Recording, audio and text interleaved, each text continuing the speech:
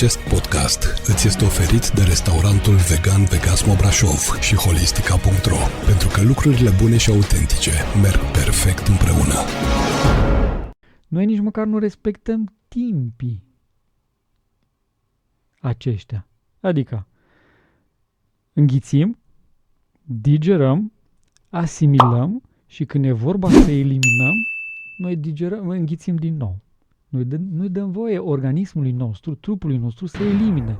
De aceea, o metodă extraordinară de sănătate, ca să spunem așa, este așa numitul Vitamina C. Emisiune radio, blog și podcast cu vitamine pentru conștiință. Ca să creștem în ființă. Cu Ionuț Costin. Vorbim despre detoxifiere. Din punctul meu de vedere, detoxifierea cred că a ajuns să fie un domeniu care și el, la rândul lui, are nevoie de detoxifiere. Doctorul Cătălin Lucă este alături de mine la Vitamina C. Bine ai venit! Bine te-am găsit! Bine ai revenit, de fapt, dacă este să o spunem așa pe așa cinstită.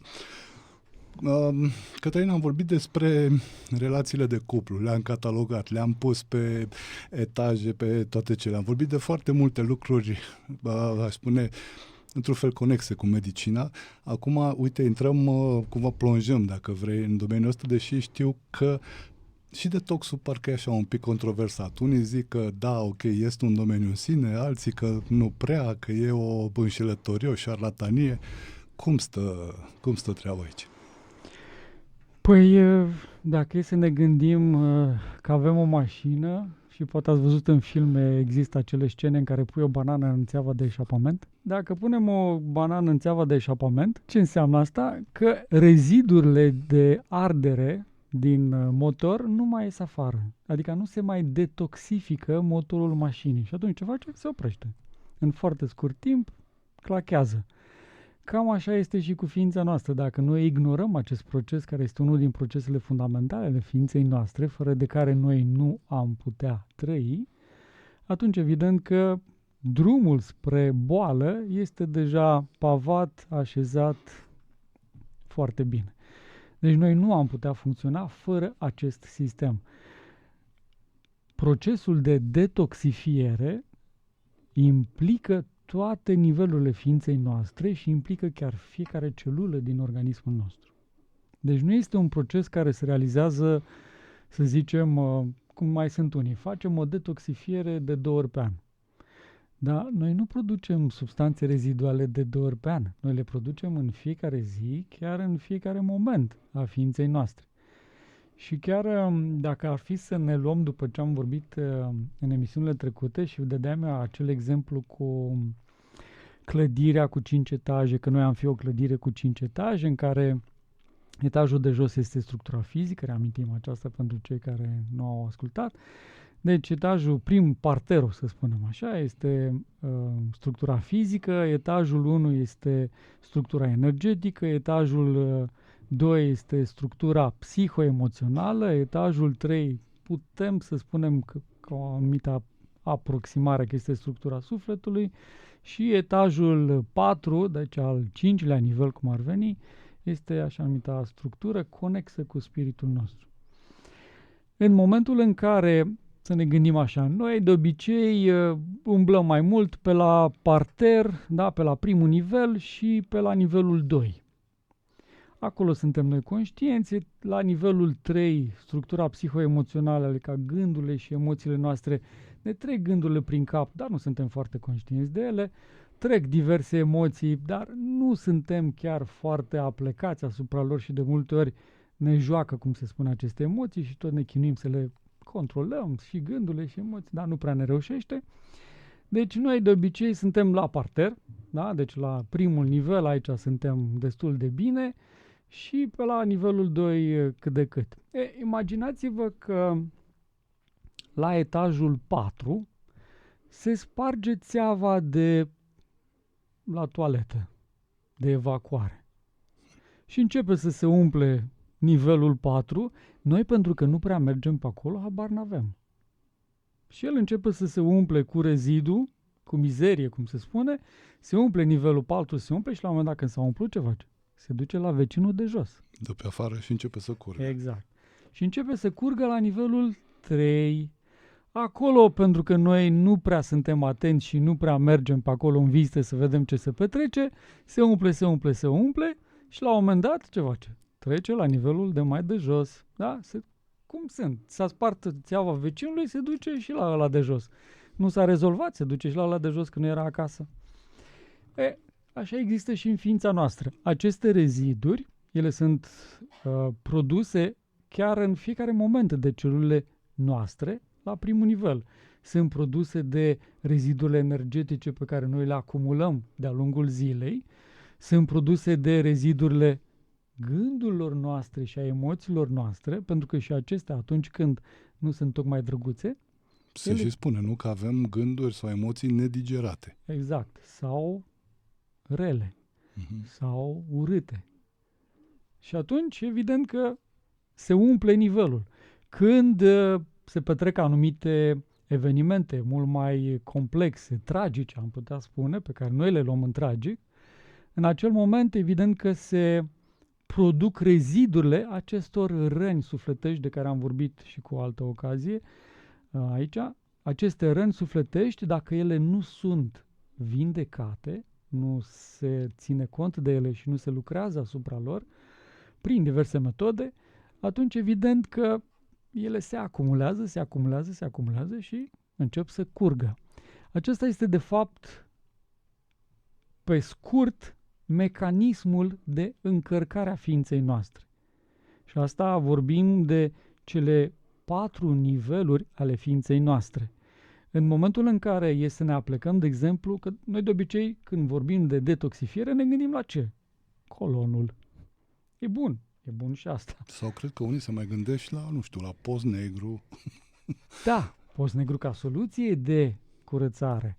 Dar de obicei, noi când ne gândim la detoxifiere, ne gândim, ce e partea cea mai încărcată, ca să spunem așa, rușinos vorbind din ființa noastră, este colonul. Pentru că acolo sunt foarte multe reziduri care, dacă nu le eliminăm corect, rămân, stagnează la nivelul colonului. Și chiar sunt și studii și Ayurveda vorbește în atâtea volume că aproape 60-70% din bolile din organismul nostru pleacă de la nivelul colonului. De ce? Pentru că noi nu avem o evacuare corectă. Organismul nostru, teoretic, are 4 căi naturale de detoxifiere. Prin scaun, prin urină, prin transpirație și prin respirație. Mai există și sângerarea provocată, care și ea poate fi o formă de detoxifiere, se practica înainte pentru că nu se știau alte metode și, mai sunt alte metode terapeutice, dar nu intră în cele obișnuite ale organismului pe care el le face în fiecare zi. Deci el în fiecare zi elimină cam 60-70%, uneori chiar mai mult, din rezidurile din organismul nostru, se elimină prin colon. În momentul în care noi nu folosim la maxim sau cât este necesar această capacitate a organismului de a detoxifia, atunci noi rămânem cu rezidurile respective care nu sunt eliminate. Ce înseamnă detoxifiere la nivelul colonului? De multe ori, evident, când vin pacienții, îi întreb, cum e scaunul? Normal, o dată pe zi. Ok. De câte ori mâncați pe zi? De 2-3 ori pe zi. În Ayurveda se spune clar, la jumătate de oră, maxim o oră după ce ai mâncat, e necesar să ai scaun. Ce înseamnă aceasta? Eu mănânc micul dejun. Cred că în momentul ăsta avem cei care ne urmăresc așa cu ochii mari ca în desenele animate japoneze. Da. Deci eu mănânc micul dejun, da? Ceea ce am mâncat la micul dejun intră în procesul de digestie, ajunge la nivelul stomacului, deci prima digestie la nivelul cavității bucale, apoi se duce la nivelul stomacului, a doua digestie, după care trece în duoden a treia digestie, după care se absorbe la nivelul intestinului subțire și acolo la nivelul intestinului subțire se realizează această separare între substanțele nutritive pe care organismul le asimilează prin mucoasa intestinului subțire și acestea se resorb și se duc în organism pentru a ne hrăni și substanțele reziduale sunt separate și sunt trimise la nivelul colonului. Acolo, sub acțiunea factorilor de la nivelul colonului, de fermentație și putrefacție, se face scaunul. În momentul în care eu mănânc la prânz, intră în același proces, deci cavitatea bucală, esofag, stomac, intestin, subțire, Absorpție se duce către intestinul gros rezidul de la alimentația de la prânz. Când el ajunge la nivelul colonului, acolo e necesar să fie gol. Cu alte cuvinte, eu mănânc până ajunge la nivelul colonului, cât durează jumătate de oră, o oră, când ajunge acolo trebuie să fie gol. Deci e necesar să am scaun deja. Adică să evacuez. Deci avem 3 mese pe zi, 3 scaune. 2 mese pe zi, 2 scaune. Dacă noi avem un singur scaun și 3 mese pe zi, aceasta este constipație. Dacă avem un scaun la 2 zile, aia deja e constipație destul de gravă. Sunt unii care au scaun o dată pe săptămână sau la 5 zile. Vă dați seama, tot acest rezidu ce face? Se acumulează. Mâncăm, se duce la nivelul colonului. Mâncăm, se duce la nivelul colonului și el începe să se acumuleze. În această cauză, pentru că este o stază, stă prea mult la nivelul colonului, organismul ce face? Crește microorganismele de la nivelul respectiv să poată metaboliza, transforma acele substanțe într-o cantitate mult mai mare și crescând aceste substanțe, microorganisme, microbiomul de la nivelul colonului, acestea vor migra după aceea și generează inflamațiile. S-au făcut corelații științifice foarte clare. În momentul în care există staze la nivelul colonului, riscul de inflamație în organism este din ce în ce mai mare. Plus, staza la nivelul colonului, datorită proceselor intense care sunt acolo, generează niște substanțe toxice care, mucoasa intestinului este foarte bine irigată, se absorb aceste substanțe toxice în sângele de la nivelul irigației intestinului gros și apoi intră în circulația organismului. De aceea se spune în Ayurveda că ne îmbolnăvim de la nivelul colonului pentru că noi nu evacuăm corect. Mai ales sunt persoane, de exemplu, care nu transpiră. Aceste canale necesare să fie deschise pentru a transpira, pentru a elimina excesul de anumite substanțe, inclusiv de căldură, dacă sunt blocate, rămâne în organismul nostru. Și chiar Ayurveda explică foarte frumos, chiar extraordinar, ce înseamnă procesul de digestie. Pentru că Ayurveda zice așa, sunt 7 țesuturi, 7 structuri principale în ființa noastră. Limfa, sângele, mușchii, țesutul adipos, țesutul osos, țesutul nervos și țesutul reproducător. Acestea 7, digestia a ceea ce noi mâncăm, face ca hrana sau structura nutritivă din ceea ce mâncăm să hrănească fiecare structură din una în alta. Adică e foarte interesant. Noi mâncăm alimentele, să zicem, mămăliguța cu brânză cu smântână, da? O introducem în organism, o mestecăm, o introducem în organism, este digestia primară, aș putea să spun, care se realizează la nivelul tubului digestiv, după care de acolo se absorb substanțele nutritive, glucide, lipide, proteine și așa mai departe, cum absorbe organismul nostru, hidrosolubile, liposolubile, și aceste substanțe intră în circulația organismului. De aici începe, ca să spunem așa, digestia concretă. Ce înseamnă asta? Substanțele nutritive intră sub acțiunea primului foc digestiv și se transformă în substanțe nutritive care vor hrăni limfa, este primul țesut care este hrănit și, în funcție de natura alimentelor, vor genera și substanțe reziduale. Cu alte cuvinte, la nivelul limfei se vor acumula aceste substanțe reziduale care rezultă din ceea ce noi am mâncat. Și o parte din substanța nutritivă care se generează va hrăni limfa, o parte merge mai departe. E ca și cum să zicem, intră 100 de unități de substanțe nutritive, focul digestiv le transformă în prima etapă, 10 vor hrăni limfa, 90, să zicem, 10 hrănesc limfa, 10 sunt rezidu, 80 merg mai departe.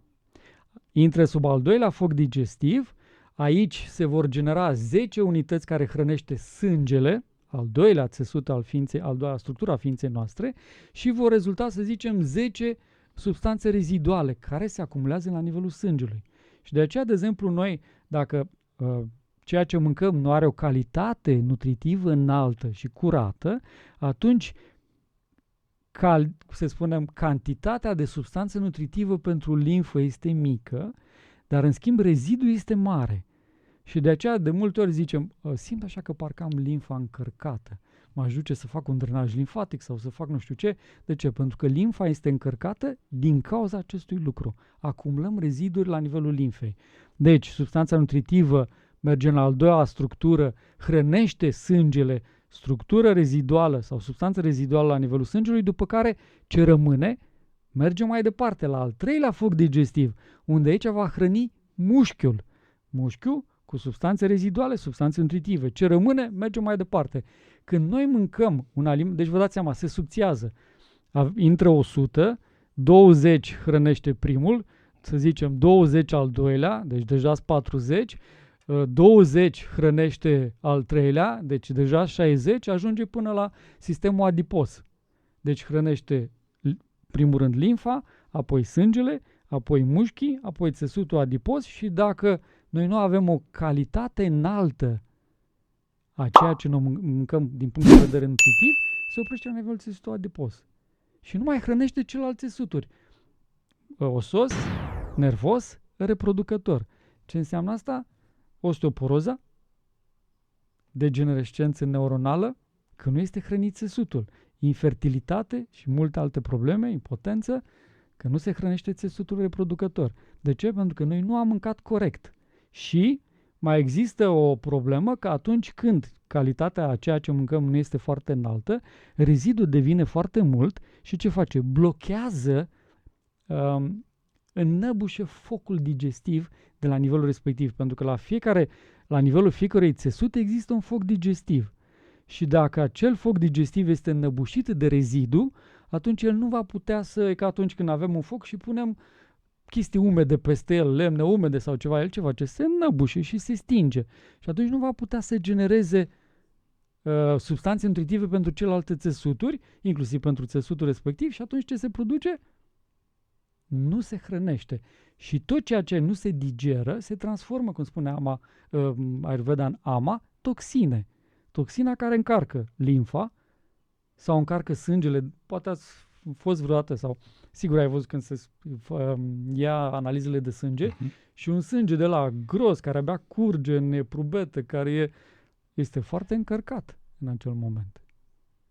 De ce? Pentru că a acumulat rezidul respectiv. Eu mă gândeam, tu vezi, ești medic de medicină alopată cu specializări multe în medicina naturistă.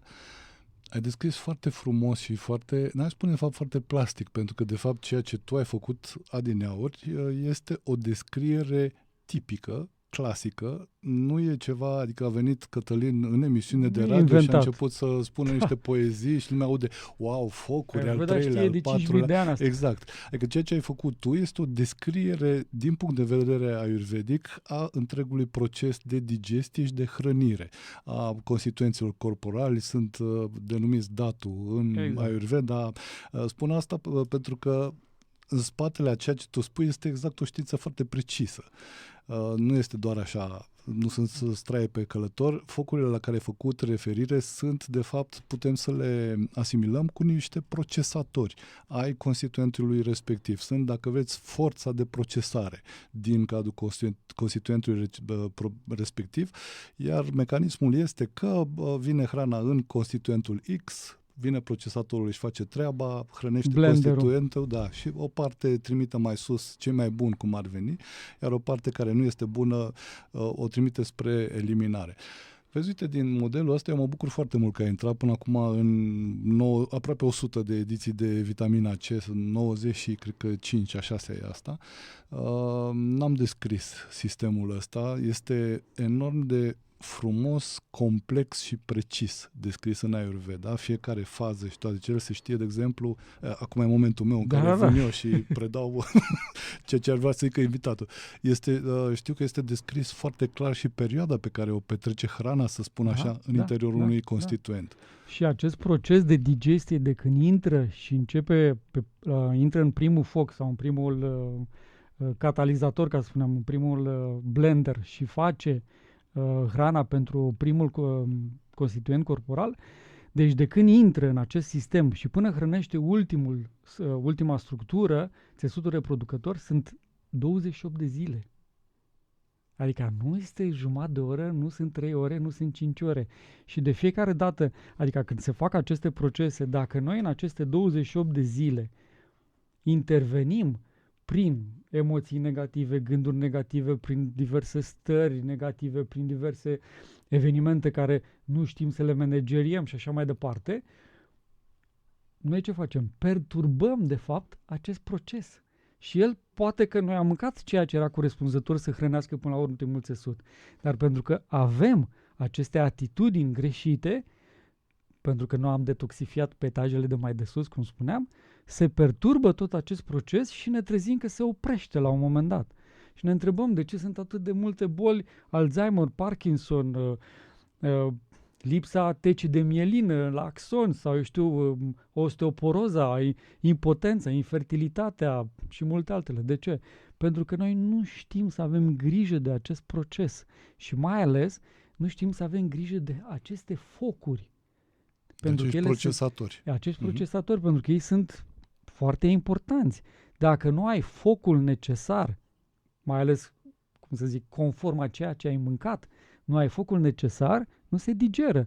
E ca și cum, am mai dat exemplul ăsta, noi facem o oală de sarmale, da? Deci facem umplutura super bună așa, o punem în foiețile de viță de vie sau de varză, punem în oala respectivă și oala respectivă ce facem? O punem pe un foc de lumânare. Putem să așteptăm noi cât vrem să se facă sărmăluțile alea care ne plouă în gură după ele, pentru că nu se face. De ce? Focul necesar transformării materiei primare în ceva super bun și gustos este mult prea mic. Și atunci evident că nu se poate face acest lucru. Când suntem, de exemplu, răciți copză, stăm în pat, ne curg mucii și toate alea cu dureri de mușchi, de oase și vine cineva la noi și zice, uite, ți-am adus o oală cu sarmale, cu smântână și cu mămăligă. Ce faci? Ieși afară, lasă-mă. De ce? Vrem să mâncăm o supă, chioară, o bucată de pâine, un ceai. De ce? Focul nostru digestiv, în momentul respectiv în care suntem suntem răciți, este foarte slab, este foarte mult perturbat. De ce? Am făcut diverse chestii care l-au perturbat și ca atare am ajuns să fim răciți. Adică să avem acea suferință.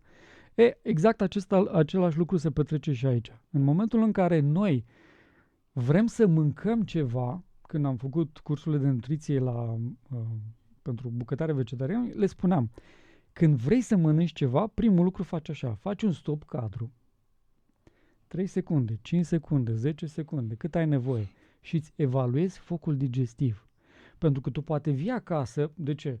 Timp de 2 ore colegul de serviciu sau colega de serviciu ți-a povestit cu lux de amănunte un fel de mâncare pe care l-a făcut și și ție îți ploua în gură 2 ore și abia așteptai să ajungi acasă să faci și tu felul ăla de mâncare, te duci acasă să faci felul ăla de mâncare, îl mănânci, dar tu n-ai focul digestiv necesar să digeri acel fel de mâncare cum a avut colegul de la serviciu. De ce? Că ai avut o zi mai stresantă, aglomerată, eu știu ce, s-a consumat sau s-a perturbat focul tău și ajungi acasă unde ai o mâncare complexă și tu ai un foc de lumânare. Tot ce nu se digeră, că ai un foc perturbat din ceea ce mănânci, se transformă în toxine. Și atunci, evident că organismul ce face? Se încarcă un pic, mâine un pic, scaunul nu este corespunzător, se încarcă un pic mai mult, transpirația nu e corespunzătoare, urina nu este corespunzătoare și așa mai departe și începem să ne umflăm cu substanțe toxice. Și asta e doar la nivel fizic. Doar la nivel fizic. Pentru că dacă mergem după aia mai sus și suntem așa un pic atenți cam ce simțim noi în ziua aia, cam ce gândim noi în ziua aia și îți dăm seama, în trafic. Bătălie, adică acolo pe radio nu se vede. Acolo este un adevărat... De ce? Tot ceea ce noi, în momentul respectiv, vehiculăm prin ființa noastră, emoțiile respective, gândurile respective, ele nu trec ca printr-o țeavă de pe WC. Ele ne impregnează, ne impresionează ființa. Și ele ce fac? Somatizează, mai ales dacă devin repetitive și mai ales dacă devin peste o anumită intensitate, ele automat vor acționa asupra sistemelor traducătorului nostru, care este creierul. Și așa cum vă spuneam cu alte ocazii, există 3, să spunem, conducători în ființa noastră. Cel mai arhaic este trunchiul cerebral, care răspunde de organele primele care apar când suntem în burtă la mămica și suntem doar așa un tub digestiv. Al doilea este cerebelul, când avem deja organe mai complexe, și al treilea este scoarța cerebrală sau creierul mare, când avem deja organe și mai complexe. În momentul în care noi avem o anumită emoție de o anumită intensitate, acea emoție, în funcție de natura ei, se duce la unul din acești 3 conducători. Și el ce face? Îți va traduce emoția într-un program biologic. Și acest program biologic ce face? Fie îți blochează niște enzime, nu mai apare ceea ce e necesar să se digere în organismul nostru sau să se metabolizeze în măsura în care avem nevoie. Se blochează niște proteine, se blochează anumite structuri, inclusiv proteice, care sunt responsabile de regenerarea din ființa noastră, se duc la nivelul ADN-ului, dezvălesc ADN-ul, fac RNA-ul și așa mai departe. Deci, toate aceste emoții pe care le trăim sau gânduri foarte intense, chiar acele gânduri obsesive, cum se numesc, ele vor somatiza. Ce înseamnă? Se transpun într-un program biologic. Cum somatizează? Prin acumulare. Emoții repetitive, gânduri repetitive, se sparge țeava, cum ar veni, curge, se umple, se duce la vecinul.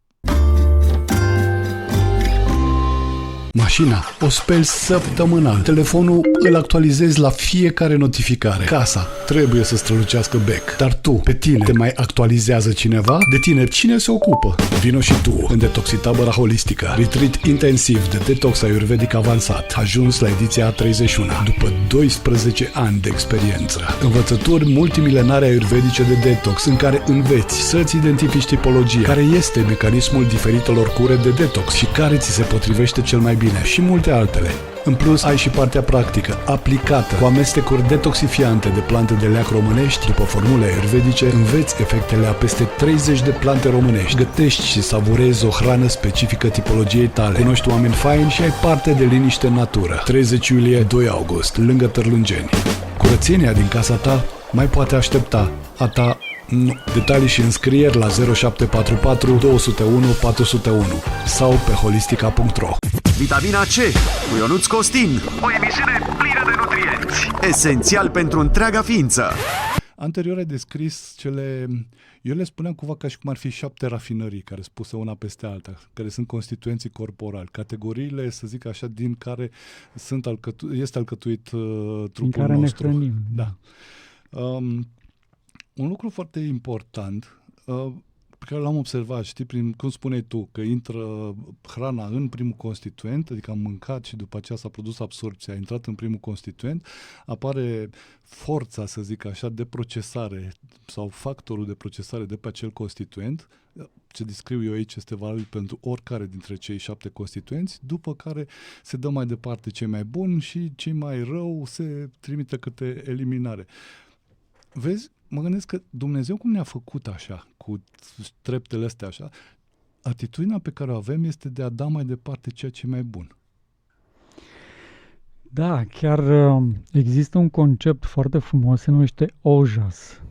E ca și cum noi procesăm ceea ce primim și generăm ceea ce este mai bun în urma procesării și acesta este ojasul, adică este această calitate superioară care ne va hrăni ființa. De ce? Pentru că fiecare constituent corporal care urmează are o frecvență de vibrație mai înaltă decât cel anterior. Nu sunt pe același nivel. Cea mai înaltă frecvență de vibrație dintre toate cele 7 este țesutul reproducător. De aceea e necesar ca de fiecare dată structura noastră să facă un efort de elevare. Asta este foarte frumos, apropo de ceea ce Dumnezeu dorește de la noi. Inclusiv aici, ne elevăm, cu încă o dată ne elevăm, fiecare foc ne duce mai sus, ne elevează structura, ne elevează ființa și astfel noi, de fapt, ne hrănim structurile din ce în ce mai elevate, chiar de la nivelul structurii noastre fizice. Și ce e foarte frumos este că, de exemplu, țesutul reproducător nu are rezidu. Îmi anticipezi întrebările. Pentru că am învățat la același manual. Deci spune că ultima treaptă de rafinare, ultimul constituent corporal, denumit în Ayurveda Dhatu, este țesutul reproducător. Aici trebuie să vedem cât de plastic vorbim, că cred că după 22 discuția asta. Vreau să ajungem și la el, știi de ce? Pentru că în accepțiunea comună, acest domeniu, să zic așa, sau acest constituent al ființei noastre este foarte mult băgat sub preș, aruncat în magazie, scuipat în sân, Doamne, este rușine și toate celelalte, când de altfel, de fapt, prin ceea ce ai descris tu, ceea ce ajunge la el este de o puritate maximă. Adică este vârful distilării, dacă vrei, este vârful rafinării, este cea mai pură, cea mai elevată. Cum spuneai tu mai devreme, e atât de pură hrana, să spun așa, care ajunge la el, încât nu are, este cu 0,000 perioadă, 0 toxine. Nu există așa ceva acolo. Ceea ce de fapt îți arată că el are o puritate maximă. Adică este exact opusul a percepției noastre despre constituentul. Exact. Respectiv. Cumva noi am inversat, să spunem așa, piramida de valori. E ca și cum la bază este limfa, apoi vine sângele, apoi vine țesutul muscular adipos și vârful este țesutul reproducător. Noi l-am pus invers.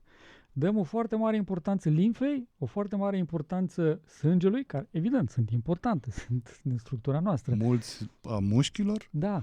Și de aceea, apropo de asta, foarte mulți zic, ca să fiu tare, cum se zice, în țesutul reproducător, ca să vorbim valat așa, mănânc carne, mănânc nu știu ce, care de fapt, culmea, nu ajunge să hrănească acel țesut.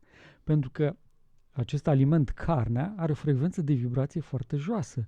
Plus, în momentul în care ea este conservată, procesată, sunt, prăjită și așa mai departe, toate enzimele care ajută la procesul de digestie sunt cam distruse din ea. Și atunci organismul e necesar să facă un efort foarte mare să digere acest aliment, care de fapt noi nici nu avem, tubul digestiv al nostru s-a demonstrat că nu este carnivor. Deci noi mâncăm carne ca să zicem că suntem mare, macho, puternic, nu știu ce, dar de fapt el nici nu ajunge să hrănească acolo. Pentru că el se pierde pe la al 3-lea sau, dacă ajunge la al 4-lea datul, constituent al ființei noastre. De aceea e foarte important că atunci când noi vrem să hrănim complet ființa noastră, să ne ducem cumva și să vedem ce calitate au alimentele pe care noi le mâncăm. Pentru că dacă noi nu mâncăm alimente de o calitate superioară, ele nu vor ajunge să hrănească un țesut superior. N-ai cum să faci aceasta. Știi este la mintea cocoșului. Eu la asta am așa o imagine plastică mereu în minte când mă gândesc la Dhatuși, la cei 7 constituenți ai ființei noastre, ai fiecărei ființe umane, că este ca pe vremea lui Ceaușescu, mi-aduceam eu aminte, așa, știi, când cei care stăteau într-un bloc de ăsta cu 7 etaje, în cazul nostru fiind cei 7 constituenți trupești corporali, știi că nu mai ajungea apa, nu era presiune la apă și ăștia pe etajul 1, 2, 3, 4 făceau duș sau dacă începeau să facă 2 etaje duș, ăiași de la etajele celelalte n-aveau și începeau să bată în țeavă. Exact. Sau îți duceau cu găleata jos. Da, cam așa cred că este și în cazul nostru. Și dacă mâncăm eu le numesc paie, dar o mâncare de asta super procesată, special de tip fast food, care a fost înghețată la minus. Cu mulți conservanți. Da, deci chiar să vezi la cartofi prăjiți cum se iau direct din congelator și se bagă direct în uleiul care fierbe. Îți dai seama ce șoc termic e acolo și ce distruge. Și nu vă explic ce sunt în acești cartofi. Da, exact. Și în momentul în care mâncăm paie, cum le numesc eu, așa se petrece. Apa din blocul nostru ajunge pe etajul 1, 2, 3, 4, cum ziceai tu. Restul de 3 etaje bat acolo cu cheia în țeavă și zic, băi, încetați, dați-ne și nouă, că nu am mai făcut baie de nu știu câte săptămâni, poftim.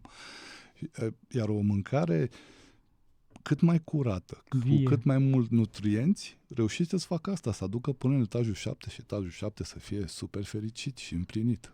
Da, chiar sunt alimente care traversează acest proces, adică hrănesc mai puțin primii datu, adică primele etaje și se duc, e ca și cum au o pompă specială și se duc direct spre ultimele etaje, țesutul nervos, țesutul reproducător.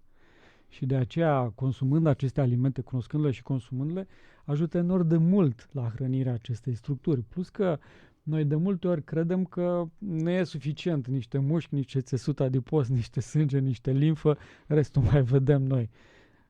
Da, dacă vrei să devii, cum se spunea într-un studiu, oligofren, da, pentru că chiar este un studiu care pe mine m-a șocat. Acum vreo câțiva ani de zile a ieșit un psiholog la televizor și a spus, am făcut un studiu în întreaga țară și concluzia a fost așa, 1 din 10 români este oligofren. Am zis, cum? Poate n-am auzit bine. Liniște pe post. Poate n-am auzit bine. Cum adică 1 din 10, adică 10% din noi suntem oligofreni. Ce înseamnă aceasta? Că noi putem să acumulăm niște noțiuni, dar nu știm să facem conexiuni între ele și nu știm să le folosim. Este trist. Este foarte trist. Evident că e mult mai ușor să manipulezi și să controlezi un om care nu știe pe unde să meargă, ceea ce este foarte trist. De ce? Pentru că și chiar alimentația, sunt pe net niște articole în care se spune că la un moment dat, acum ceva ani de zile, mai multicei așa, cei care erau în tutun, da? Deci care erau cu tutunul în lume, au zis hai să ne extindem activitatea și laboratoarele lor de studii s-au apucat să facă studii pe alimentație. Din acel moment a început să apară aditivi alimentari, a început să apară procesarea alimentelor, au început să apară diverse astfel de elemente care de fapt au dus la o degradare foarte mare a sănătății oamenilor. Asta e oarecum și pentru că, vezi, ne-am obișnuit să mâncăm alimente care sunt fix de pe partea alta a pământului. Negândindu-ne, că suntem foarte bucuroși că alimentul ăsta este super fresh la raft. Negândindu-ne că pentru a fi super fresh la raft, el petrece, adică are în spatele lui încă nu știu câte săptămâni, ca să nu spun luni, de la recoltare, depozitare la primul depozit local, acolo în fermă sau unde este, pe aceea tot așa, pe tot lanțul de distribuție, până ajunge în fața ta. Sunt pe net tot felul de filmulețe în care aceste fructe și legume care vin din altă țară este obligatoriu să fie radiate și injectate și spălate, trecute prin niște substanțe care teoretic ne protejează de microorganismele dintr-o altă zonă, a unei alte țări care la noi s-ar putea să fie patogene. Este, de fapt, o mare minciună, că nu este așa. Plus, fructele, de exemplu, și chiar legumele sunt culese verzi și ele sunt supuse unor substanțe, sunt studiate aceste substanțe, care accelerează după aceea procesul de coacere în pungi, în cutii, în ce sunt ținute.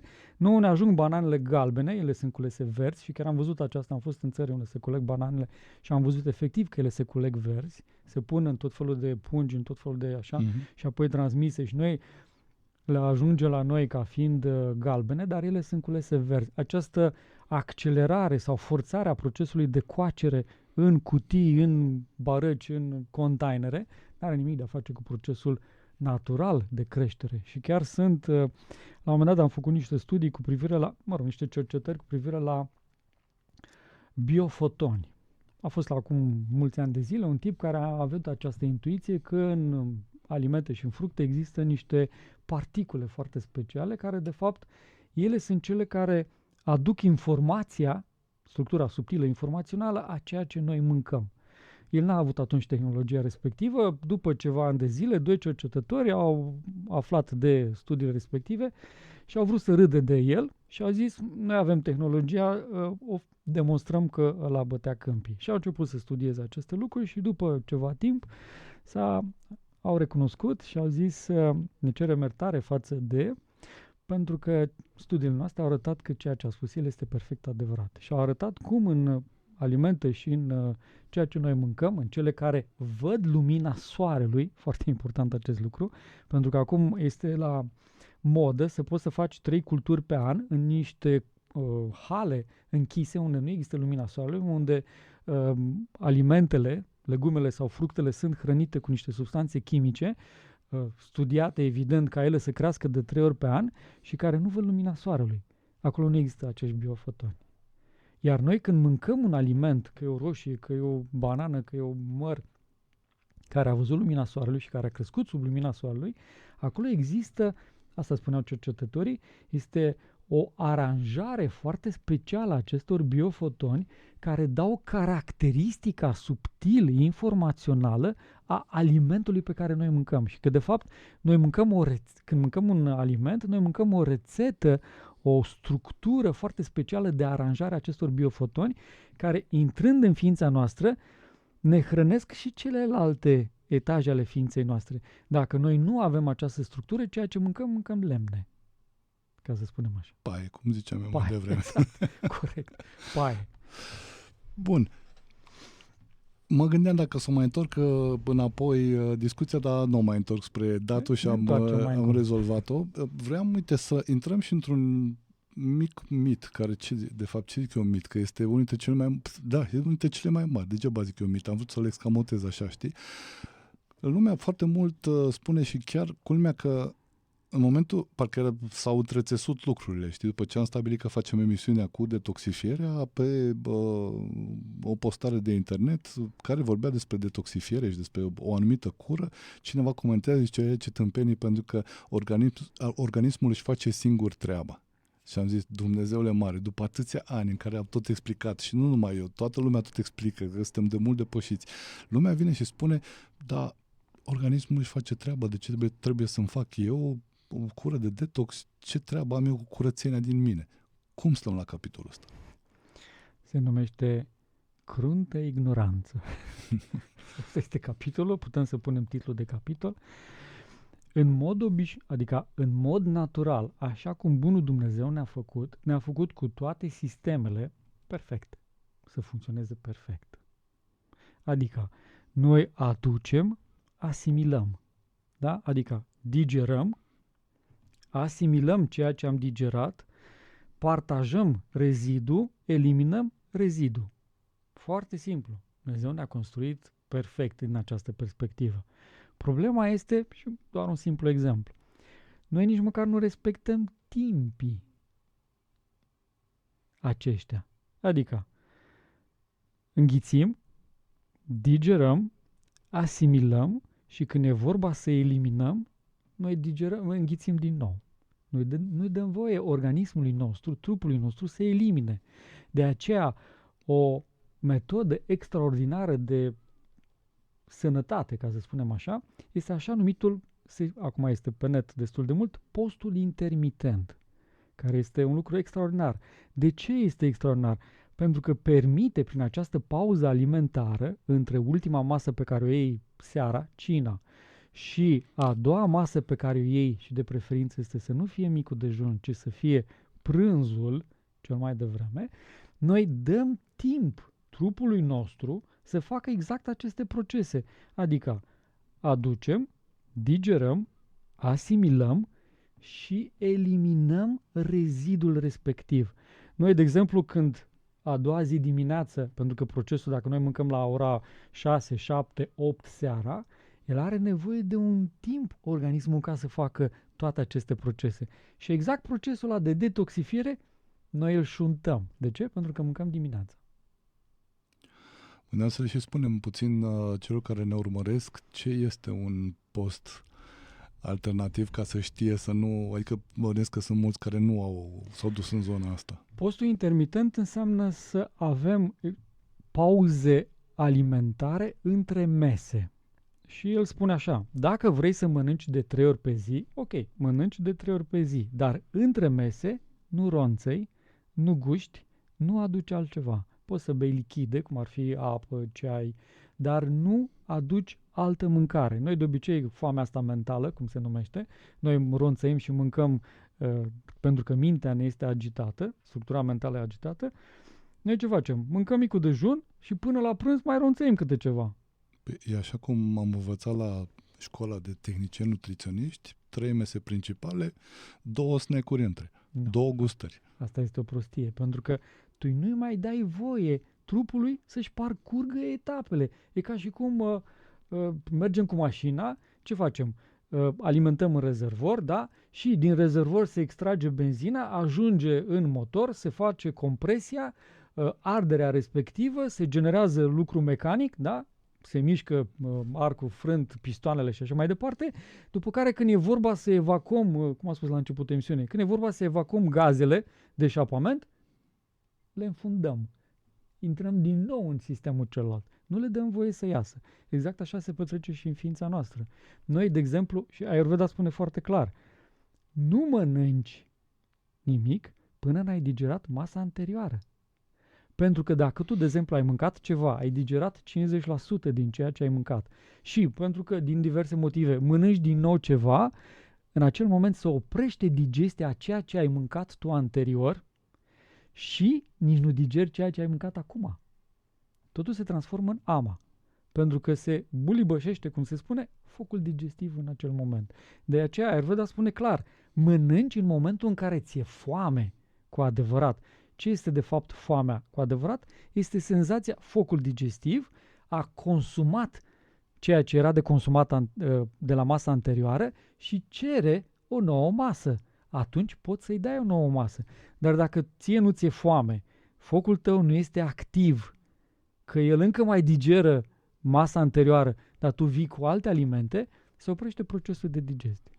E ca și cum ai fi un croitor care se primește o comandă, se apucă de un sacou, se apucă de lucrat la sacoul respectiv, ajunge pe la jumătatea sacoului, pac, ușa croitoriei, vine altul, bună ziua, vreau să faceți și pantalonul ăsta.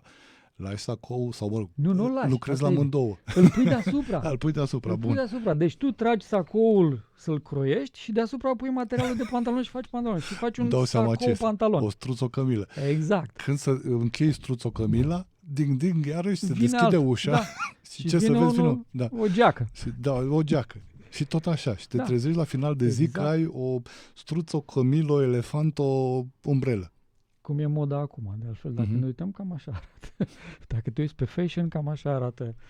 De aia Ayurveda spune foarte clar, nu mănânci până nu ți-e foame. Nu mănânci pentru că ți-e pauza de prânz și abia ai mâncat cu o oră, n-ai digerat, dar trebuie să mănânci că după aceea nu mai e când. Nu există așa ceva. Pentru că atunci, degeaba, mai rău faci. Mai bine te abții, mănânci altă dată. Mă gândesc, vezi cum absolut tot ceea ce ai descris tu astăzi în emisiune intră sub marea umbrelă numită mâncatul conștient. Adică prin tot felul de traininguri, tabere, workshop-uri, Zoom meeting-uri și alte minuni, să mâncăm conștient, să mâncăm conștient. Să mâncăm conștient nu înseamnă doar, nu știu, să te interiorizezi în momentul masticației, să fii conștient ce gusturi sunt, alternanța lor. E bine și asta. E bine și asta, e un început, e adevărat. Dar este și tot procesul ăsta și să fii conștient și de ce se petrece după.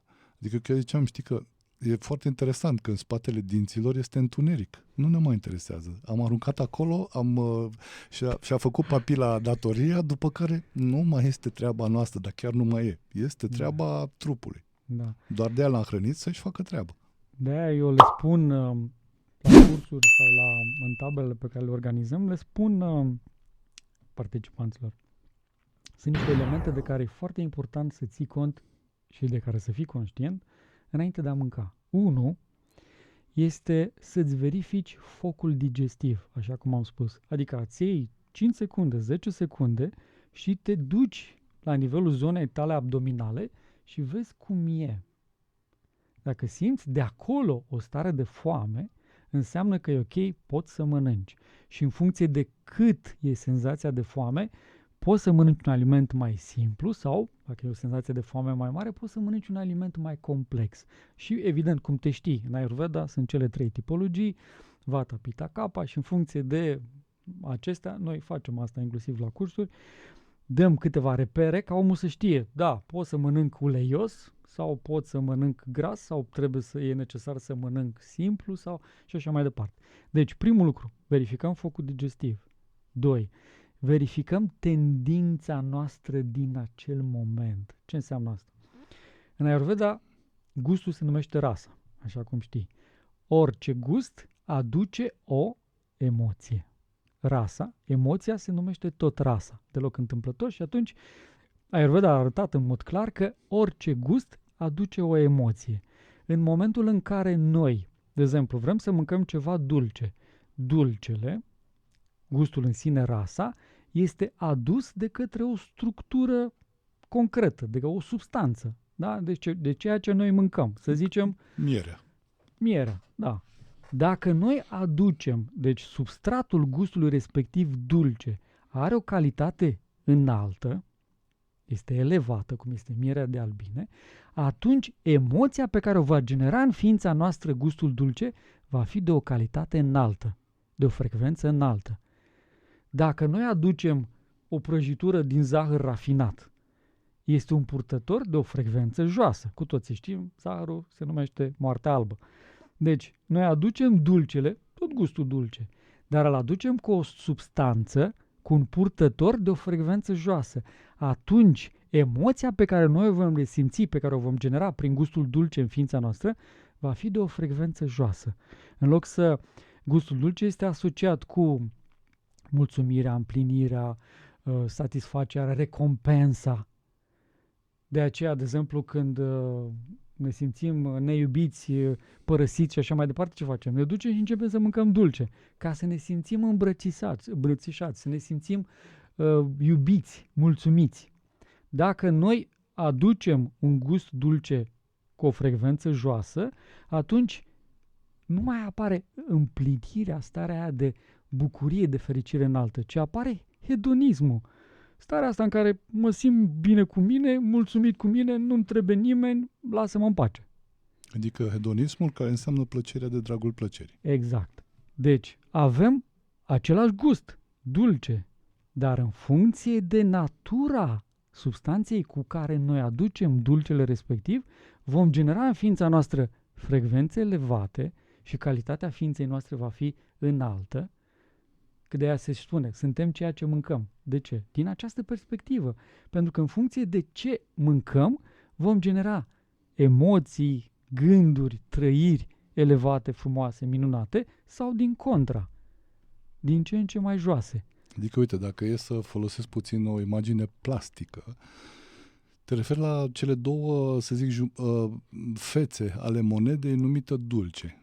Este vorba despre dulcele luminos, exact, care este împlinitor, și dulcele umbros, să zic așa. Repet, este o descriere foarte plastică. Da, exact așa este. Și atunci, când vrem să mâncăm ceva, de exemplu, simțim nevoia de dulce, să urmărim, să fim conștienți către ce ni se duce mâna, ca să spunem așa. Către ce întindem mâna ca să mâncăm ceva dulce?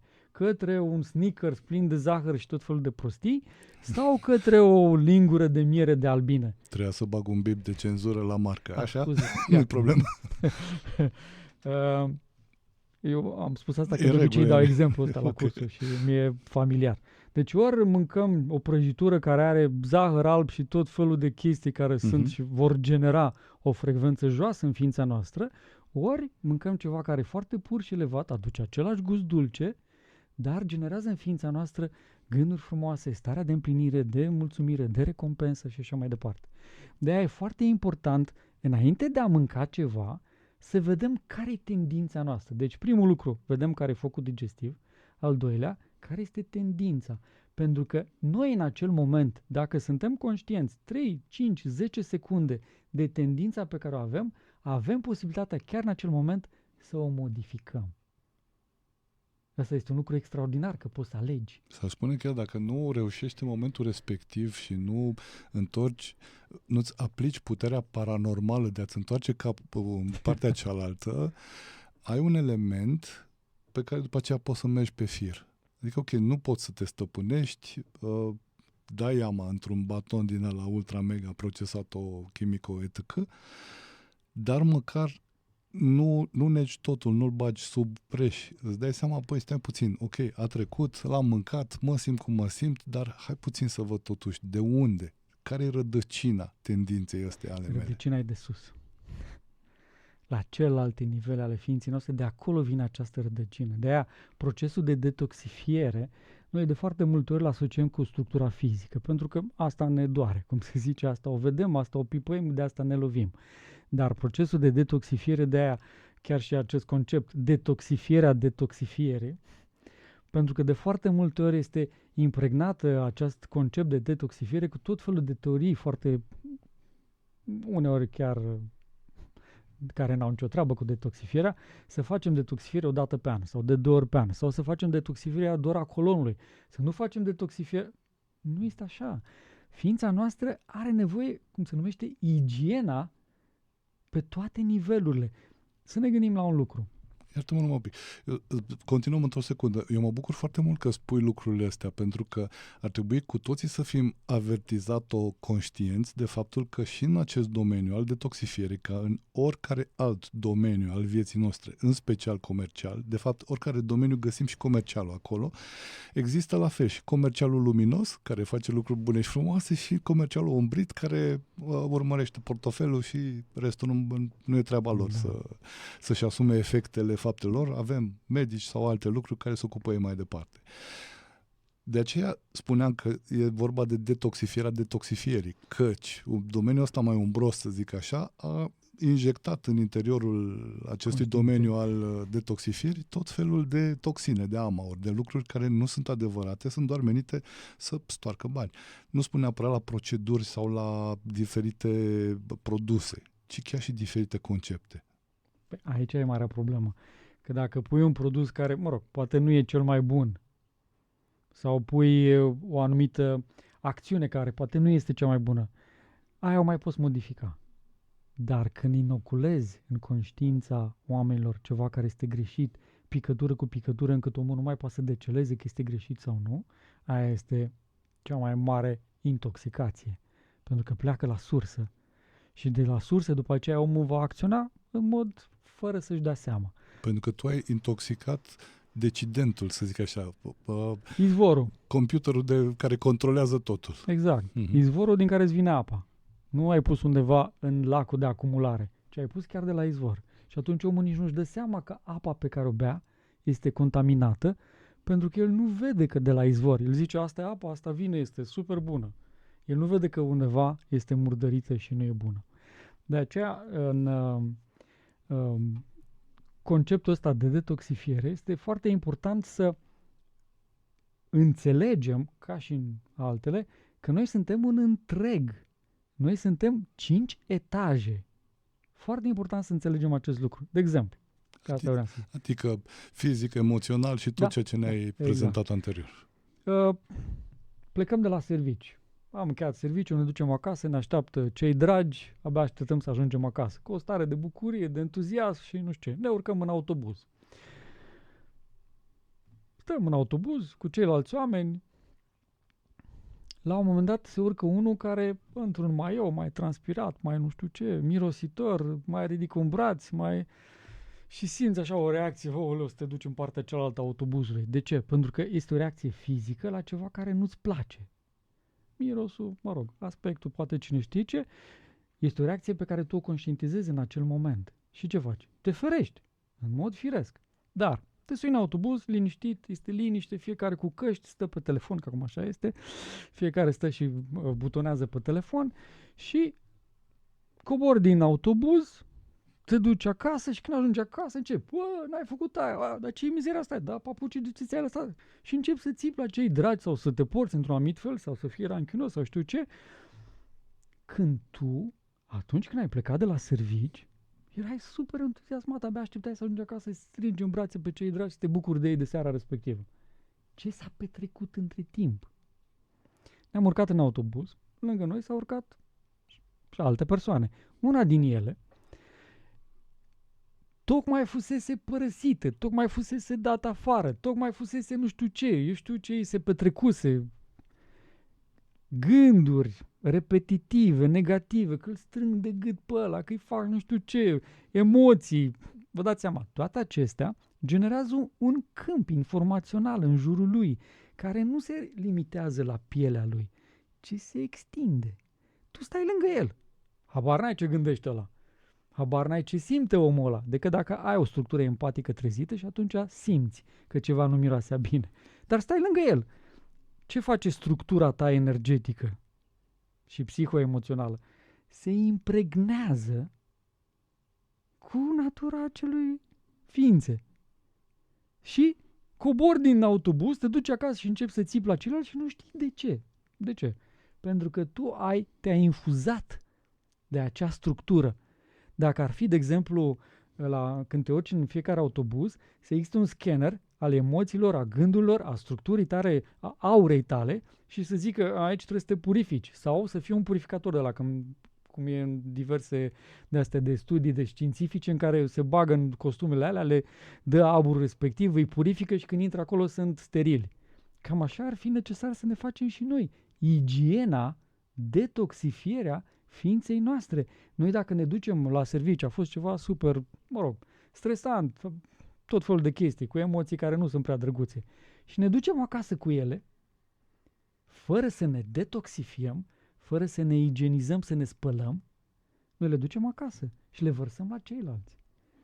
Gândesc cu cine nu poate să înțeleagă sau să digere conceptul ăsta pe care tu l-ai spus anterior, ar putea să facă următoarea experiență, să trăiască într-un bloc cu multe apartamente în care lumea se ceartă sau, are tot felul de probleme și tot felul de zăzănii pe acolo și pe aceea să se mute în casa de lângă blocul respectiv. Dacă este casă, este doar apartamentul respectiv. O săptămână într-o vacanță, da, eu vreau unde să zic... e acolo la munte, liniștit, nu-l bate nimeni la cap, se relaxează și se vadă cum simte. Eu vreau să zic exact ca să fie în aceleași condiții de mediu, știi? Și acolo este doar o casă care este single celulă, ca să zic așa, că nu mai ai vecin sus, jos, deasupra ta, ești cumva tu cu un anumit spațiu în jurul tău și o să vezi diferența. La ceea ce spuneai tu este clară pentru fiecare dintre noi, că atunci când, de exemplu, ești foarte încărcat emoțional, bine, unii o fac și fără să fie încărcați emoțional. Nu-ți vine să te duci să te plimbi pe scara unui bloc, să o urci și să o cobori, ci mai degrabă îți vine să te plimbi pe o cărare să o urci și să o cobori. Așa pentru că ești într-un mediu foarte curat acolo. De aia, cu cât noi vom înțelege acest concept de detoxifiere, că el este necesar să se realizeze la toate nivelurile ființei noastre, la toate cele 5 niveluri ale ființei noastre, cu atât noi vom fi mai fericiți și vom face fericiți pe ceilalți. Pentru că asta este marea problemă. Noi venim super încărcați, stresați cu tot felul de chestii și înainte de a intra în casă sau într-o comunitate, în autobuz sau ceva, cum facem la duș? Ne ducem și ne spălăm. Trupul fizic ne-l spălăm. Facem un duș. Cei care se spală, evident. Facem un duș. Dar restul, ce facem cu restul? Rămânem cu aceleași gânduri, rămânem cu aceleași emoții și ne ducem și le vărsăm la ceilalți, ca și cum ceilalți sunt gunoiul nostru, coșul nostru de gunoi. Uite, vezi, mi-aduc aminte, când practicam Aikido, ne povestea senseiul nostru, da, și mie foarte mult, da, serios, foarte mult mi-a plăcut Aikido, ne povestea senseiul nostru de tot felul de ritualuri de purificare pe care le făceai sub cascadă, sub tot felul de lucruri de genul ăsta, înaintea unui alt ritual pe care îl angreneai. Sau uite, puteau să-l facă chiar și ca ritual de purificare de început al zilei. Nu doar că ești în contact cu apa rece și îți dinamizează circulația și toate cele. Pur și simplu, efectul purificator al apei. Nu stai sub cascadă că, nu știu, te spală apa de nisipul de pe plajă, să zicem așa. Din Bali. Da. Că la cât nisip poți să aduni ca să stai sub cascadă nu știu cât timp, ci este vorba de un efect purificator pe care el are. De-aia există în Ayurveda chiar niște metode, mai ales ce mi-a plăcut mie foarte mult când am studiat în India, Ayurveda a fost aceste metode pe care le știi de Panchakarma, care sunt oleația externă, care sunt super, super, super frumoase și care efectiv generează o purificare la toate nivelurile ființei. De-aia sunt și extraordinare și au efecte extraordinare și de-aia noi le facem, pentru că chiar generează o purificare la nivelul structurii fizice, o purificare la nivelul structurii energetice, o purificare la nivelul structurii psihoemoționale, o purificare la nivelul structurii sufletului și chiar sunt pacienți care după ce fac aceste ședințe de oleație externă, chiar zic, mă simt nou născut, mă simt ca un bebe. Pur, curat. De ce? Pentru că se generează această purificare la nivelul întregii structuri. Dar poate nu avem acces la aceste terapii. Putem să le facem noi. Există puterea rugăciunii. Te rogi, că bunul Dumnezeu e peste tot pentru toți. Te rogi pur și simplu să se purifice acest lucru. De aceea noi, de exemplu, facem în aceste tabere și aceste cursuri chiar învățăm oamenii despre aceste comuniuni cu atributele dumnezeiești, cu calitățile lui Dumnezeu. Și prin această caracteristică, prin aducerea în ființa noastră acestei calități a lui Dumnezeu, ce facem? Ne spală. Mașina o speli săptămânal. Telefonul îl actualizezi la fiecare notificare. Casa trebuie să strălucească bec. Dar tu, pe tine, te mai actualizează cineva? De tine, cine se ocupă? Vino și tu în Detoxitabăra Holistică. Retreat intensiv de detox ayurvedic avansat. Ajuns la ediția 31. După 12 ani de experiență. Învățături multimilenare ayurvedice de detox în care înveți să-ți identifici tipologia, care este mecanismul diferitelor cure de detox și care ți se potrivește cel mai bine și multe altele. În plus, ai și partea practică, aplicată, cu amestecuri detoxifiante de plante de leac românești, după formule ayurvedice, înveți efectele a peste 30 de plante românești, gătești și savurezi o hrană specifică tipologiei tale, cunoști oameni faini și ai parte de liniște în natură. 30 iulie, 2 august, lângă Târlungeni. Curățenia din casa ta mai poate aștepta, a ta nu. Detalii și înscrieri la 0744 201 401 sau pe holistica.ro. Vitamina C cu Ionuț Costin. O emisiune plină de nutrienți. Esențial pentru întreaga ființă. De data asta cred că va fi mai mult decât un consum responsabil pentru nutrienții din emisiune. Sunt două lucruri. Unul, cel pe care l-am promis înainte de pauză și încă unul care cred că rămăsesem eu un pic dator. Spuneam mai devreme de faptul că de câmpul ăsta energetic pe care îl generezi în jurul tău și care se impregnează și se duce pe frecvența rezultantă a gândurilor tale. E un fel de bilanț contabil și e bine să dea cu super plus, cu A++ la final. Și mi-am adus aminte de o practică hindusă care se numește satsang sau satsanga, care în traducere ar fi compania ființelor înalt realizate spiritual. Nu e, un satsang sau satsanga nu este doar îl aduci pe ghidul spiritual X și gata, am prins ursul, ne facem poze cu el, îi punem întrebări și ne aduce lumina. E vorba chiar și în primul rând de efectul pe care îl are prezența ta în câmpul ființei respective, care fiind o ființă foarte elevat spirituală, este un câmp foarte înalt. Așa este.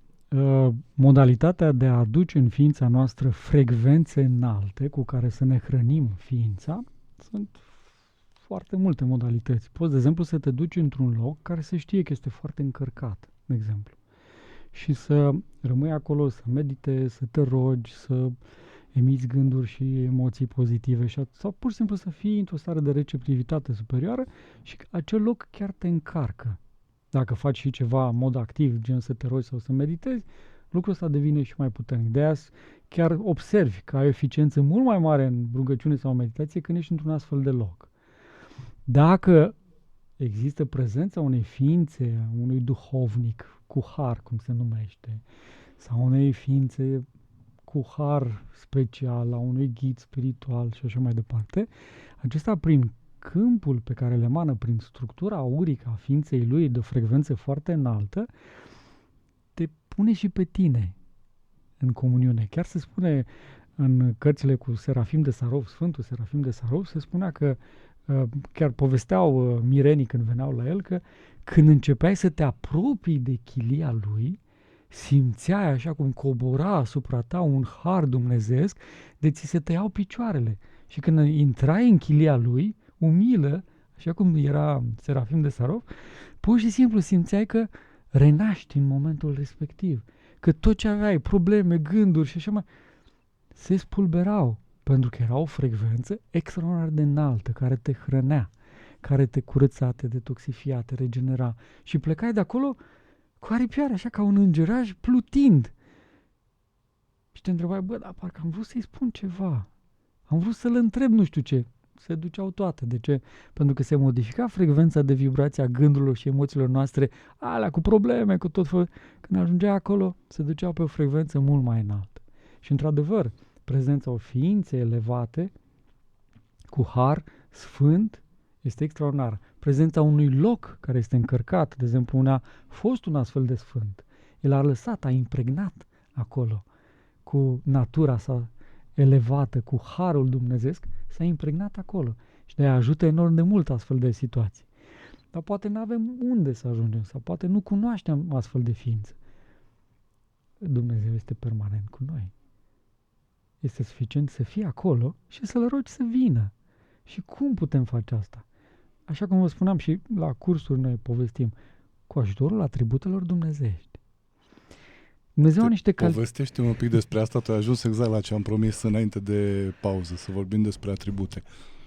Atunci când ne gândim la Dumnezeu, ne gândim cum? Că e bun, că e iubitor. Nu e bătrânel care stă undeva sus acolo și ne privește și din când în când ne mai dă câte o ocheadă. Nu. Uite, te întrerup o secundă. Eu am văzut, de exemplu, o reprezentare, nu era pictură, dar e un desen, nu e pictură, e desen efectiv.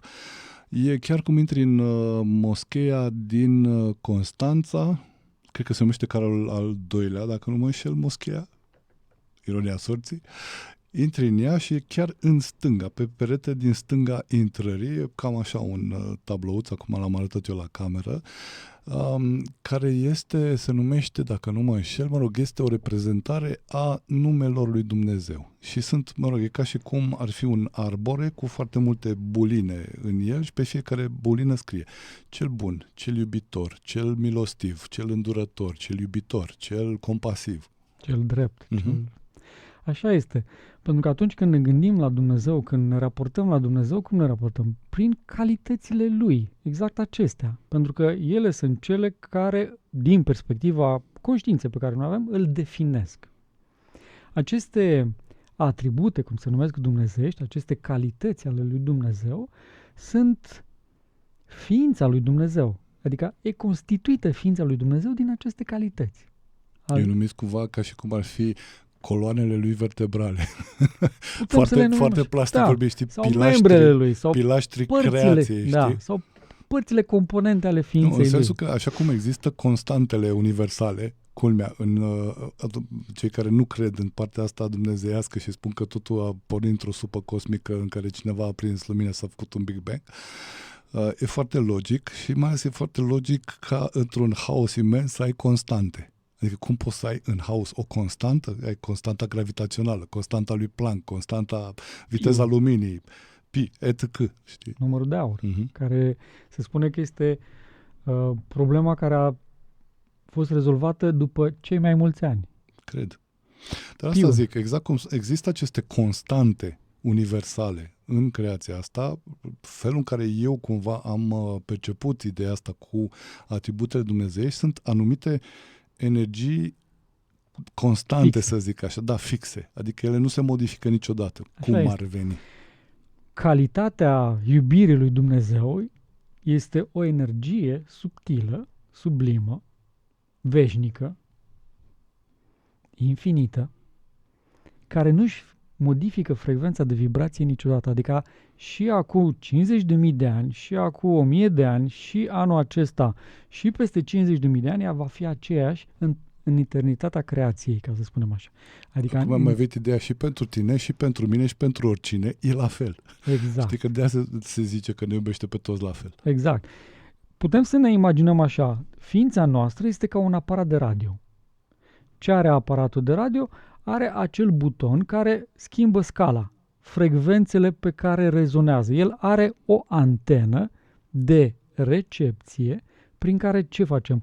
Recepționăm aparatul de radio, recepționează undele respective pe frecvența pe care noi am pus-o, să zicem 100, va recepționa, va intra în comuniune cu antena care emite pe frecvența 100. Și atunci noi ascultăm la radio tot ce emite antena cu frecvența de 100. Dacă mutăm pe 200, va recepționa tot ce vine de la antena de 200. Da? Deci sunt, cum ar veni, antene diferite. Și el mai are un instrument și anume amplificatorul, adică preia unda respectivă și o transformă în ceva care este sesizabil, deductibil de către noi. Că altfel noi n-am percepe frecvența respectivă a radioului, că ea emite oricum, în permanență. Radioul ăla pe frecvența 100, antena aia de 100, emite tot timpul. Dar noi nu auzim ce spune radioul respectiv. Avem nevoie de un instrument care să ne traducă. Deci el recepționează, traduce și ne dă nouă ceea ce a tradus. Dacă nu mă înșel, se numește chiar demodulator, ceva de genul ăsta N-am vrut în să intru în radio. detalii cu undă purtătoare, cu nu știu ce. Okay. Nu am vrut să intru în detalii.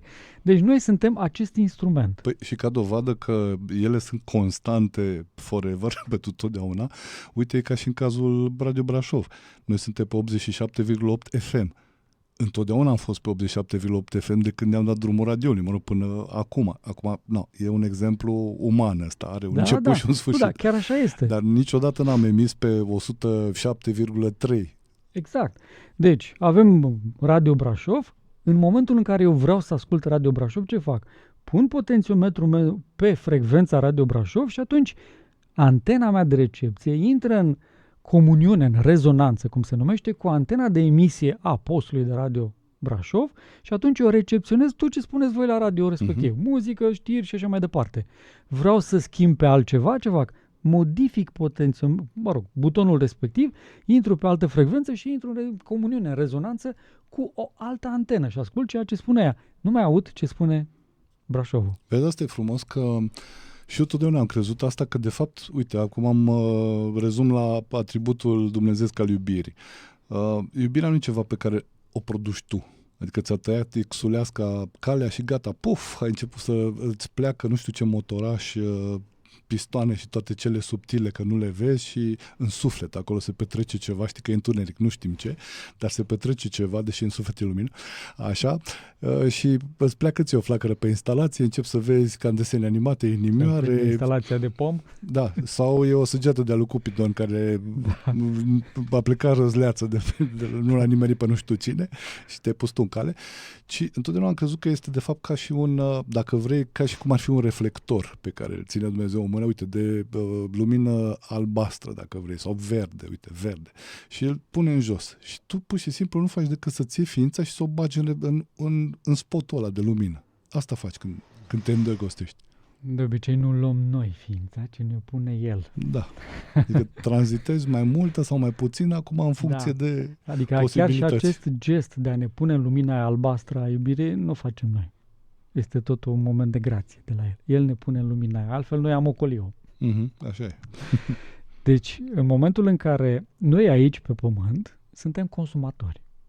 Am mai spus asta și la celelalte emisiuni. Noi nu producem nimic. Adică eu dacă întind acum mâna, nu pot să fac nici măcar un fir de iarbă. Nu pot să fac nici măcar o pană de pasăre. Nu pot să fac nici măcar o gărgăriță. Eu nu pot să produc nimic. Eu nu sunt producător. Nimeni de pe această planetă nu este producător. Nici măcar Iisus nu era producător. El era Fiul Tatălui. Dumnezeu este singurul care are fabrica.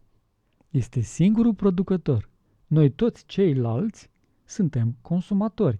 Și Dumnezeu a zis, ok, voi sunteți consumatori, dar cum puteți să consumați?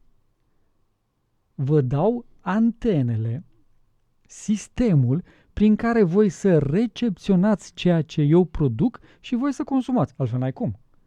Eu n-am cum să consum curent dacă n-am un cablu unde să mă conectez și să mă încarc cu curent. Corect, nu? Exact așa este și ființa noastră. Noi nu producem iubire. N-avem fabrica. Nu suntem proprietarul. Sau dacă cineva este ferm conștient și hotărât și este foarte clar că el produce, cred că suntem deschiși să ne spună cu ce. Eu aș fi curios să văd și teoria asta.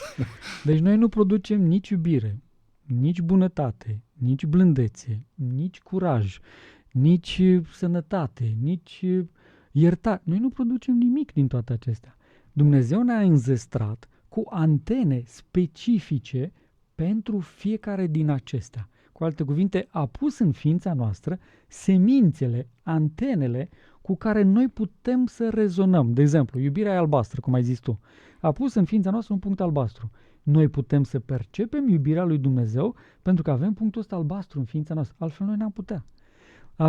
Dumnezeu, să zicem, bunătatea este roșie. A pus un punct roșu în ființa noastră. Să știi că așa e și cu cămașa ta. Pentru cei care ne ascultă pe radio, Cătălin este îmbrăcat cu cămașa albastră superbă, ca un cer grecesc.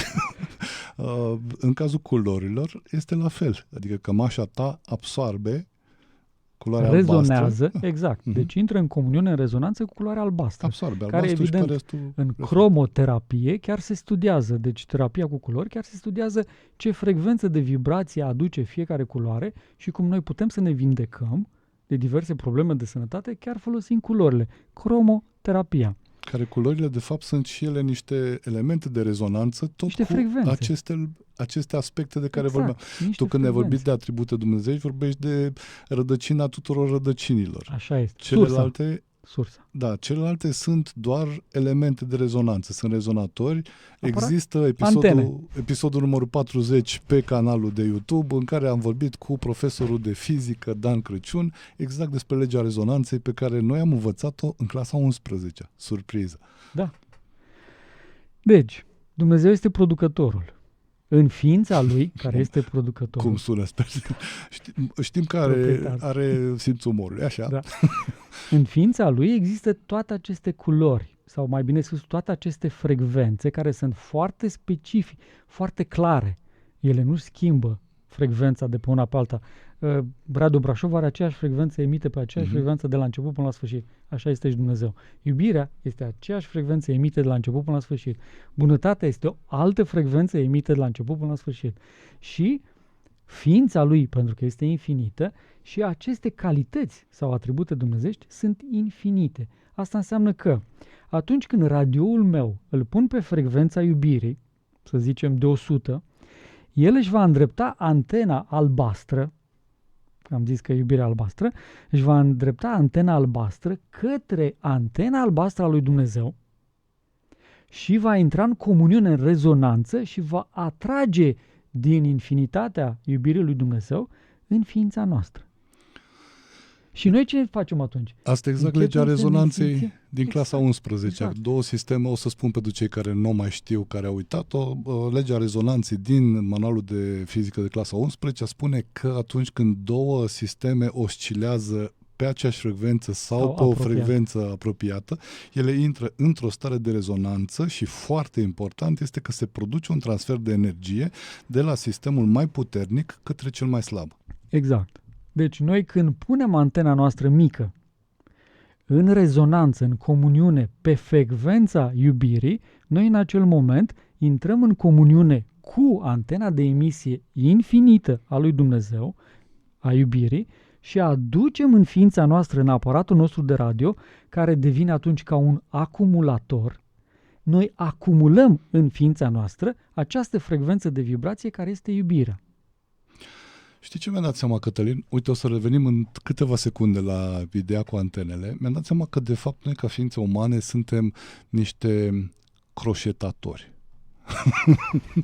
Ne croșetăm propriul plover, care este ființa noastră, din firele astea pe care reușim să le agățăm, dacă vrei, prin rezonanță, din toate atributele astea. Adică putem să le croșetăm să facem ploverul ăsta din compasiune cu iubire. Dar putem să mai adăugăm și un fir numit detașare. Putem să mai adăugăm un fir numit sănătate. Un numit armonie și tot așa. Și cu cât adăugăm mai multe fire în ploverul ăsta pe care ne-l țesem secundă de secundă, cu atât el devine din ce în ce mai strălucitor și mai frumos. Curcubeu. Da. Pentru că aducem toate culorile. Va fi un plover care va conține toate culorile. Noi când vedem o ființă care iubește, este nu pentru că el a produs iubirea și o dăruiește celorlalți, este pentru că radioul lui, ființa lui, inima lui, rezonează în acel moment cu antena de emisie a lui Dumnezeu. Cu cât ființa noastră, conștiința noastră, sau să zicem așa, inima noastră este mai mare, adică avem o antenă mai mare, cu atât noi putem absorbi în ființa noastră, aduce în ființa noastră mai multă energie.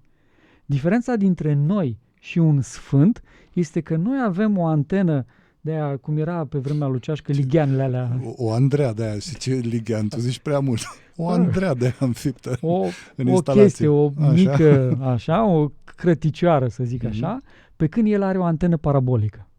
Una este să recepționezi cu o antenă parabolică unde intră o cantitate foarte mare din acea energie cu acea frecvență și alta este să îmi pun un lighenaș.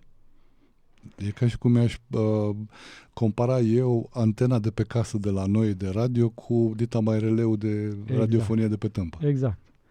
De aceea, atunci când noi, de exemplu, prin diverse metode, și noi chiar asta facem la cursuri și în tabere, dăm anumite metode prin care noi, așa cum suntem exact în momentul respectiv, să ne acordăm radioul nostru, antena noastră, către antena de emisie care este antena lui Dumnezeu și aducând în ființa noastră din ce în ce mai mult din acea energie, de exemplu a iubirii, a sănătății, că asta facem tabere de detox și inclusiv ce este sănătatea? Este prezența acestei calități a lui Dumnezeu, acestui atribut al lui Dumnezeu în ființa noastră. Atributul sănătății te referi. Exact. Cu cât noi avem mai mult în ființa noastră din acest atribut dumnezeesc al sănătății dumnezeiești, cu atât noi suntem mai sănătoși. Și, de exemplu, când îți iei la revedere de la cineva, îi spui sănătate. Da, sau mergi sănătos. Exact. Sau să fii sănătos. Este tot o vehiculare verbală de data asta a aspectului sau ăsta. când spui bună cuiva, tu de fapt rezonezi în acel moment cu atributul bunătății. Tu aduci în ființa ta acel element. Chiar dacă nu-l știi, rezonezi în acel moment cu acest lucru. Când înjuri pe cineva, se duce antena în partea cealaltă. Bag bipul de cenzură, pentru că aici nu e cazul. Noi nu jurăm, nu facem. Ca idee, pentru că noi putem să chemăm și de sus, dar din păcate putem să chemăm și de jos. E important să fim foarte conștienți de asta. Asta e libera alegere, care nu știu cât de liberă e de felul ei. Dar că e lăsată să fie liberă, aici, dar nu știu cât de liber o manifesti tu. Știi? Da, mi-aduc aminte când eram prin școală, cum eram noi puștani pe liceu, înjuram și eu de anatomice. Da, deci eram, așa. Nu mă băgam la cele sfinte. Dar înjuram așa și simțeam efectiv, când făceam lucrul ăsta, o făceam involuntar, ca zic așa, inconștient, simțeam că nu-mi face bine acest lucru și am zis, vreau să mă dezvăț de chestia asta. Dar cum fac? Că nu reușesc. Când mi ieșea, se petrece ceva, nu mi ieșea. Și atunci mi-am pus, noi eram un grup de 4 prieteni și le-am spus la ceilalți, le-am zis, de fiecare dată când mă auziți că rostesc astfel de cuvinte, îmi trageți una, ca să mă faceți conștient. Evident, bucurie mare, fugeau după mine de fiecare dată, că pentru ei era o mare bucurie. Bine, în joacă, evident, nu se punea problema, dar astfel ei mă făceau atenți, ca de fiecare dată când făceam lucrul ăsta, mă făceau atenți. Și treptat s-a eliminat. Uite, o să revin acum, că spuneam că revin la ideea asta cu antenele, cea de recepție față de marea antenă a lui Dumnezeu și după aceea o să luăm o foarte scurtă pauză, pentru că, de fapt, până la urmă, cam asta înseamnă cu adevărat o detoxifiere reală, o curățare a propriei antene. Și o repoziționare a ei, că mai bate vântul vieții. Repoziționarea, și o asta mai e întoarce. un cuvânt foarte bun. Noi, de exemplu, învățăm și chiar recomandăm oamenilor, sunt metode, ca să le numim așa, calitative și cantitative. Ce înseamnă metodă cantitativă? Care pleacă de jos în sus și prin acumulare, în sensul că prin cărămidă peste cărămidă peste cărămidă peste, la un moment dat se face clădirea, cum se zice. Administrarea plantelor terapeutice este o metodă cantitativă. Vine, așa cum am spus și în celelalte emisiuni, vine cu structură biochimică, cu structură subtil informațională, ea începe să lucreze pe structura fizică, dar începe să lucreze de jos în sus și pe celelalte niveluri ale ființei noastre, celelalte 4. Alimentația pe care o mâncăm, legume, fructe, structură biochimică, lucrează pe structura noastră fizică, pe primul nivel, dar structura subtil informațională a alimentelor se duce și începe să lucreze pe celelalte nivele ale ființei noastre. Acestea sunt metode, unele din metodele cantitative, de aceea noi în aceste tabere recomandăm anumite regimuri, mâncăm, așa cum faceți și voi în voastră, facem aceste regimuri alimentare și învățăm oamenii să mănânce sănătos și în același timp îi învățăm să administreze plantele în mod conștient ca ele să devină o metodă cantitativă prin cumul în fiecare zi către detoxifierea și nu numai, chiar transformarea ființei noastre. Uite, chiar mi-a făcut un pic curios să vorbim chiar la final, dacă vrei, exact despre cam ce se petrece acolo, că nu neapărat că se fac publicitate, cât că aș vrea să avem un exemplu practic de, cum se fac lucrurile astea. Și avem, vă spuneam, metode calitative. Ce înseamnă metodă calitativă? Vine de sus în jos. Atributele dumnezeiesc vin de sus în jos. Ce face? Ne spală, ne detoxifică. Nivelul 5, nivelul 4, nivelul 3, nivelul 2, nivelul 1, chiar până la nivelul structurii fizice. Și face aceasta într-un mod calitativ. Dar și aici e necesar să acumulăm. În sensul ca într-un acumulator. Da? Aducem energie, pe măsură ce aducem, ea se acumulează, după care noi putem să o folosim. Putem să o folosim pentru noi, să ne curățăm etajele, sau putem să o folosim dând-o altora. Există și această metodă, sunt metode specifice, învățăm aceasta oamenii, prin care chiar să ajute. De exemplu, ai pe cineva în familie care este bolnav. Cum poți să-l ajuți? Îi dai plante, tratament cu plante natural, îi faci un regim alimentar și, prin o metodă specifică, îți acordezi ființa ta către antena de emisie a atributului sănătății, aduci în ființa ta energia respectivă a atributului sănătății, după care când simți că s-a acumulat suficient, o redirecționezi către celălalt. Și astfel îi dăruiești și lui, că poate el nu știe sau poate nu poate să facă sau poate nu-l interesează, îi dăruiești această energie a lui Dumnezeu, a sănătății dumnezeiești și el începe să se însănătoșească. Aici, iarăși, poate părea așa o descriere foarte frumoasă la ceas de seară, dar, repetăm, e vorba de niște principii foarte clare în spate și de o tehnică, de fapt de seturi de tehnici foarte clare în spate. Da, de aceea, chiar și Iisus când făcea vindecări, ce făcea? El era unit, era una cu Tatăl. Ce înseamnă aceasta? Antena lui de emisie, care era super parabolică, ca să spunem așa, era în permanență conectată cu antena de emisie a lui Dumnezeu și aducea instantaneu în ființa lui, într-o cantitate foarte mare, atributul sănătății, pe care după aceea îl dăruia celorlalți. Și de aceea ei se vindecau instantaneu.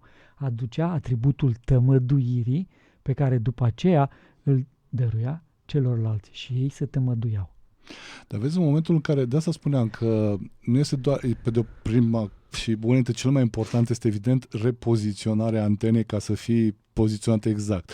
Aici, de exemplu, știu că au o foarte mare problemă vasele de croazieră. În momentul în care iau o curbă foarte strânsă, sunt băieții din audio-video, din departamentul de audio-video, știu clar pe că am vorbit cu câțiva dintre ei și spuneam că unul dintre joburi, bine, sunt unele care fac automat lucrurile astea, dar ei trebuie să verifice că antenele de comunicație ale navei au rămas pe direcția pe care trebuie să rămână, indiferent de felul în care se întoarce nava. Da, exact așa suntem și noi. Noi când începem să ne îmbolnăvim, noi de fapt suntem făcuți de către Bunul Dumnezeu în mod perfect sănătoși, să trăim 1000 de ani. Da, să știi. Deci este studiat. Tu le zici așa de natural, știi? Deci eu prima oară când am auzit, m-am apucat să văd ce e cu treaba asta, cam cât poate trăi o ființă umană. Noi atunci când venim pe această lume, venim cu un potențial creator se numește. Da? Acest potențial creator are rolul, are funcția ca noi să ne hrănim din el timp de 100 de ani. Deci chiar sunt anumite, putem să le numim studii, chiar s-au ajuns chiar la studii la nivelul genetic, în care se spune că noi trăim 100 și ceva de ani. Ce înseamnă? Dacă noi conservăm acest potențial creator exact așa cum ni l-a dat Dumnezeu de când ne-am născut și nu-l pierdem, când ajungem la vârsta de aproape 100 de ani, se produce un proces de resetare în care noi începem în continuare încă 100 de ani. Este demonstrat acest lucru și Ayurveda chiar spune chestia asta, că noi dacă ne conservăm, Matusalem, 800 și ceva de ani. Păi uite, eu de asta sunt cu telefonul în mână, pentru că mi-am adus aminte, asta ziceam înainte, știi că în momentul în care am auzit, am vrut să înțeleg ce înseamnă asta cu vârsta matusalemică, știi? Sau a ajuns la venerabila vârstă matusalemică de nu știu ce. 890 și ceva de ani. Asta e să vezi. Exact. Întrebi-mi și cu Matusalem cât este. Și am început să văd despre ce este vorba cu vârstele astea și de fapt Matusalem este un el. Este o ființă, nu e un atribut al vârstei. Este o ființă care a trăit 800 și ceva de ani, a avut doar 2 copii, că dacă n-avea acești 2 copii, probabil că ajungea până la 100, până la 1000. Deci asta spune, cum să zic, știința ayurvedică spune așa, dacă tu îți conservi întregul potențial creator pe care ți l-a dat Dumnezeu atunci când te-ai născut, la 100 de ani se generează acest proces de reînnoire a ființei în care tu după aceea mai duci încă 100 de ani. Deci, m-am uitat... Prima oară m-am uitat la Adam, pentru că știam că Adam a trăit foarte mult. 1000 de ani, știi? 999. Îți spun exact, e Geneza 5:5, a murit la venerabilă vârstă de 930 de ani, leșind de pe planetă când au zis ceva. După care a zis, ok, ăsta este Adam, dar atunci zice că a ajuns la vârsta adamică, nu matusalemică. Deci Matusalem este el a depășit pe toți și a devenit, adică a zis, a zis Adam la 830 de ani, e tânăr, a murit de tânăr, n-am treabă cu el. Așa, în Geneza 5:27, Matusalem a trăit 969 deci de mai ani. Mult decât. Mai mult decât Adam cu 69 de ani. 960 cu 930, o 30 Deci... 960 de ani, mă la 990. Da, 39 de ani. Da. Deci asta spune Ayurveda. Dacă noi ne păstrăm potențialul creator, apropo de țesutul reproducător, de ce vorbeam adineauri, de detoxifiere și așa mai departe, pentru că atunci când noi ne intoxicăm, ce facem? Consumăm din resursele care ne-ar putea duce la...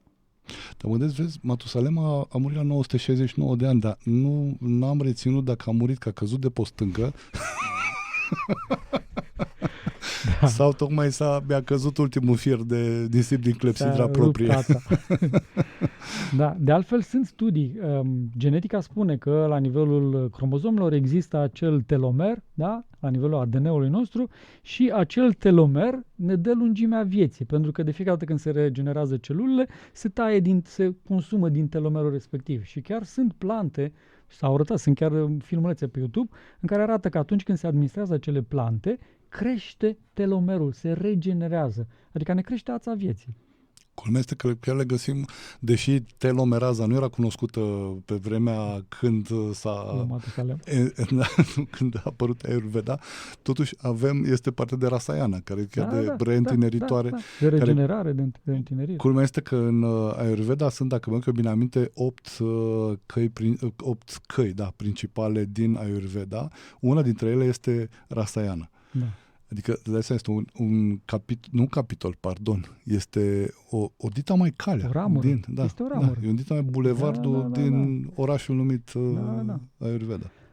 Asta se petrece, revenind la atribute. În momentul în care noi aducem în ființa noastră atributul dumnezeiesc al regenerării dumnezeiești, ce se produce? Noi începem să ne regenerăm. Și ne întrebăm, avem un ficat care are o problemă, care nu știu ce, și vrem să le regenerăm. Ce facem? Luăm pastile. Să o crezi tu. Dar dacă începi să lucrezi și să aduci în ființa ta atributul regenerării, să iei plante care rezonează cu atributul regenerării, pentru că asta se petrec cu plantele. Plantele, în timp ce cresc, ele acumulează în ființa lor aceste atribute, pe care după aceea când le iei, de-aia plantele sunt atât de extraordinare, tu când iei plantele respective, tu începi să aduci în ființa ta acele rezonanțe. De-aia spuneam, elementul cantitativ. Pentru cine iarăși e un pic sceptic, de exemplu, asta e un lucru care mie mi-a plăcut enorm de mult și tot timpul l-am povestit oamenilor, inclusiv în tabere, când am avut ocazia, cazul sunătoarei. Sunătoarea, care este cunoscută inclusiv în tradiția populară românească, este cunoscută foarte mult în Ayurveda, foarte mult pentru că e foarte mult descris, dacă vrei, partea ei de acțiuni, dar în tradiția populară românească, știi cum este denumită sunătoarea? Luminariță. Luminariță, da. Pentru că îți luminează sufletul. Și sunt multe astfel de plante care ele au, efectiv, și sunt studiate chiar din punct de vedere energetic. Și știi tu că ai fost la piramidele la Pitești. Da, chiar am făcut un interviu cu doamna Mărioara Godeanu, din păcate nu mai printre noi, dar știi că l-am înregistrat, pentru că l-am înregistrat cu o lavalieră, uite, n-am zis niciodată public chestia asta, am înregistrat cu o lavalieră care capta separat, știi? Și când se opreau camerele și aveam discuții între noi, care ălea sunt cele mai suculente, el a înregistrat în continuare și ne-a povestit niște lucruri de rămâi multișocat de ce experimente se puteau face în piramida de la Pitești, Rasic Ploiești, Doamne, că seamănă între ele totdeauna. În conștiința mea a fost greu să le zic din prima. În piramida de la Pitești, undeva în a doua jumătate a anilor 60. Deci este șocant ce făceau acolo. Da. Și asta, apropo de plante, că și ele rezonează cu atributele lui Dumnezeu și atunci când noi le aducem în ființa noastră, noi de fapt transformăm ființa noastră, pentru că acumulăm în ființa noastră aceste atribute, dar există chiar și metode, tehnici clare, precise, prin care noi putem să facem acest lucru. Și când facem acest lucru, noi de fapt ce aducem în ființa noastră? Îl aducem chiar pe Dumnezeu, pentru că este ființa lui Dumnezeu care vine în ființa noastră. Da, asta e ca și cum ai vrea să lași lumina să pătrundă la tine în cameră, la ceea ce ai spus tu. Doar că trebuie să te asiguri că geamul ăla prin care trece lumina fie e deschis larg și nu se interpune deloc, sau dacă totuși în continuare încă îl mai lași închis, măcar să fie cât mai curat, ca lumina să poată pătrunde cât mai nestingherită. Ne întoarcem în câteva secunde și aș vrea să intrăm foarte puțin și în zona asta a detoxului, dacă este sau nu pentru toată lumea, ce a făcut vecinul fac și eu, că el arată așa de bine și vreau să arăt și eu, etc. Vitamina C cu Ionuț Costin. O emisiune plină de nutrienți. Esențial pentru întreaga ființă. Sincer răspund că o mică parte cred că mă așteptam să mergem prin ea. Ne-am dus la o adâncime foarte mare, dar într-un fel e normal, pentru că e normal să elimini toate lucrurile astea intermediare. Toate toxinele, să te duci la esențe cât mai adânci. Am mai făcut o emisiune despre detoxifiere, spun sincer, acum nu vreau neapărat să fac comparații între ele, dar cel puțin din tot ce am întâlnit eu până acum, cred că cu emisiunea asta n-am dus cel mai adânc. Adică ai pus degetul pe I. Înainte de pauză îți spuneam că aș vrea un pic să mai lămurim și lucrul ăsta cu detoxifierea. Pentru toată lumea face fiecare procedeul X, mănâncă toată lumea fructul Y. Cum e aici? Eu nu sunt de principiu să dăm rețete care se pun în icoană. Nu am acest principiu, pentru că fiecare din noi este unic și de aceea este foarte important să urmărim, să învățăm principiile procesului de detoxifiere, pentru că dacă înțelegi principiile respective, după aia poți să le aplici în cazul tău sau în cazul celuilalt sau în cazul celuilalt. Bunul rămâne la posesor și poate să îl aplice în tipul procesului. Și nu devine dependent. Că de foarte multe ori am văzut, acum este plin internetul cu fiecare sunt diverse personaje care dau regimurile lor alimentare, dieta lor, terapiile lor și așa mai departe.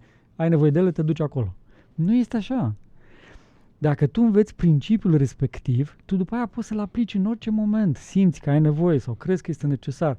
Înveți principiile detoxifiere și atunci poți să le aplici oriunde, că ești în vârful muntelui singur, că ești în mijlocul orașului înconjurat de 20 de milioane de oameni, tu poți să aplici acest lucru și poți să-l aplici pentru tine. De aia, de exemplu, la cursuri noi chiar învățăm oamenii cum sunt ei, ca apa pita vata. Adică să înțelegi prima oară despre cine e vorba. Exact, să te înțelegi. Și apropo de punctul pe I, că asta vreau să zic, cu detoxifierea, de unde pleacă, procesul nostru de intoxicare, ca să spunem așa, în ghilimele, adică procesul nostru în care noi începem să ne alterăm conștiința, ființa, este procesul în care noi întoarcem fața de la Dumnezeu. Ne supărăm pe El. Eu zâmbeam acum că exact asta am făcut. M-am uitat să văd ceva la calculator și mi-am întors fața de tine. Pentru că atunci când, de exemplu, se petrece ceva în viața noastră și este dureros, este amplu, este puternic, adică cu un impact foarte mare, în acel moment noi trăim un șoc emoțional, ca să spunem așa, și dacă nu știm cum să-l luăm, prima dată când s-a petrecut acest șoc emoțional, noi ce am făcut? Am dat vina pe Dumnezeu. Da, din cauza ta. Tu zici că dacă nu știm cum să-l luăm, de fapt, sincer, este dacă nu-l procesăm. Exact. Dacă procesatorul ăsta al nostru, cum este denumit în Ayurveda, o formă de foc, un agni, nu își face treaba, nu poți să procesezi, nu digeri situația respectivă. Și atunci, continui cum ai zis tu, dăm vina pe papa. Și când am dat vina pe Dumnezeu, ne-am supărat în acel moment într-un anumit fel. De exemplu, simțim că ne-a abandonat și din cauza asta ni s-a petrecut acest lucru, de exemplu un viol sau un furt sau eu știu ce altceva. Și ce facem în acel moment?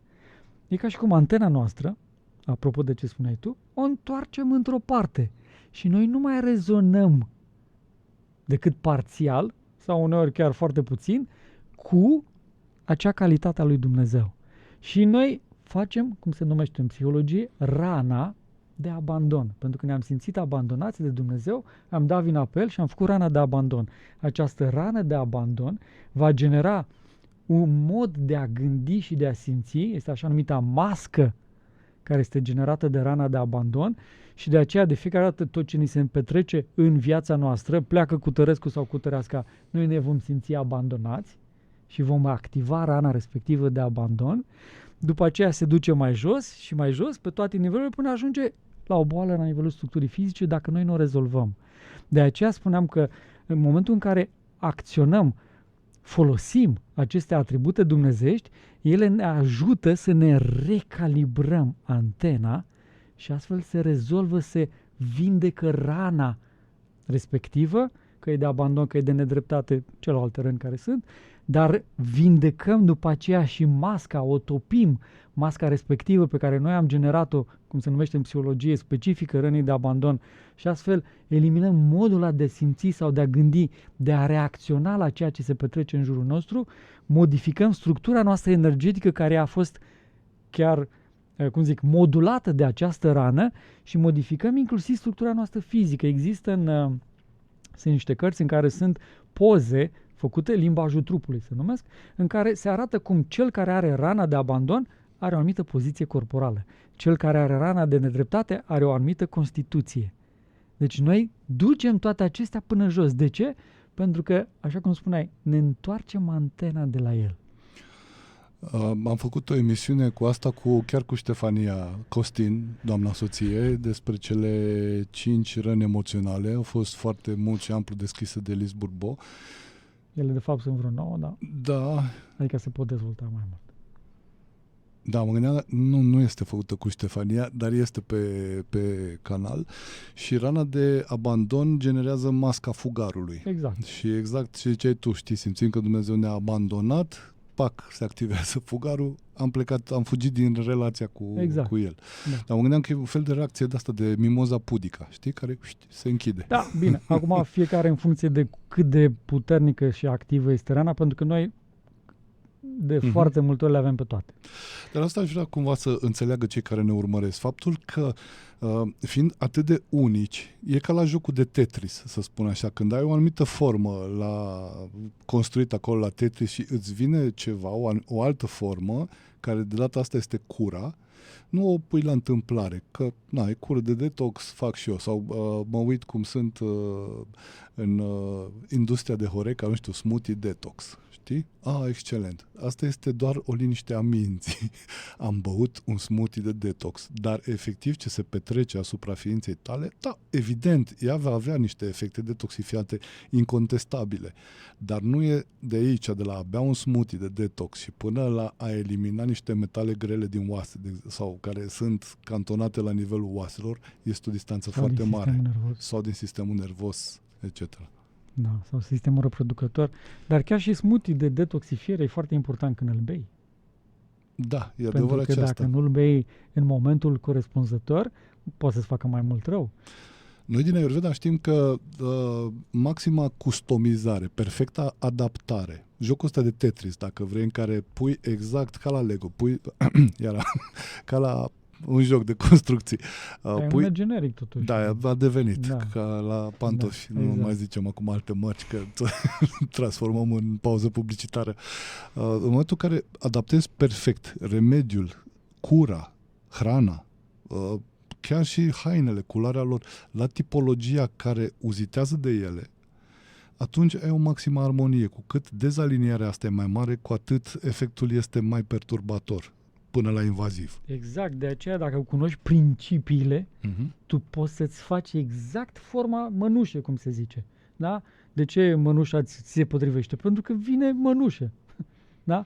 Dacă tu știi principiile respective, poți să-ți construiești mănușa, care să-ți vină exact ce ai nevoie. Că e de detoxifiere, că e de hrănire, că e de regenerare, că e de imunizare. Poți să ți-o faci. Pentru că știi principiile respective. Și asta e foarte... că de multe ori am întâlnit persoane care luau de pe net sau aflau de nu știu unde diverse rețete, diverse metode și care zice, bă, la mine nu merge, nu știu de ce, chiar din contra, e chiar mai nasol. De exemplu, putem să facem un smoothie de fructe sau de legume detoxifiant. Mulți nu știu că, de exemplu, în Ayurveda se spune, nu combin legumele cu fructele. Și vezi că pun acolo tot felul de fructe, tot felul de legume. Am citit că este foarte bun detoxifiant, dar de fapt această combinație între legume și fructe care nu este permisă, singura permisă este mărul cu morcovul, într-o anumită proporție, dar în rest nu sunt permise. Le pui împreună detox, de fapt mai rău faci. Sau când îl bei. De exemplu, dacă îl bei după ce ai mâncat, s-a terminat digestia. Fermentează tot. În momentul de plasare temporală și el este cunoscut în Ayurveda, este atât de cunoscut că îl studiezi câteva ore întregi doar legat de momentul temporal de administrare sau efectiv ciclul ăsta circanual sau chiar și circadian, ce efecte are și când să știi să alegi momentele de administrare, toate cele. Pentru că, de exemplu, mă uitam la anumite cure de detoxifiere, poți să le faci într-o perioadă a anului în care nu este deloc indicat ayurvedic să faci curele respective, tu ești foarte fericit că ai făcut o cură de detoxifiere la, dacă vrei, nu știu, la o instituție super extra, ultra, mega lăudat-o, cunoscut-o, faimoasă, celebră, și te trezești, de exemplu, după aceea cu niște dezechilibru și... Nu numai, dar te trezești, de exemplu, cu un efect de... intri într-o stare de asta așa de depresie.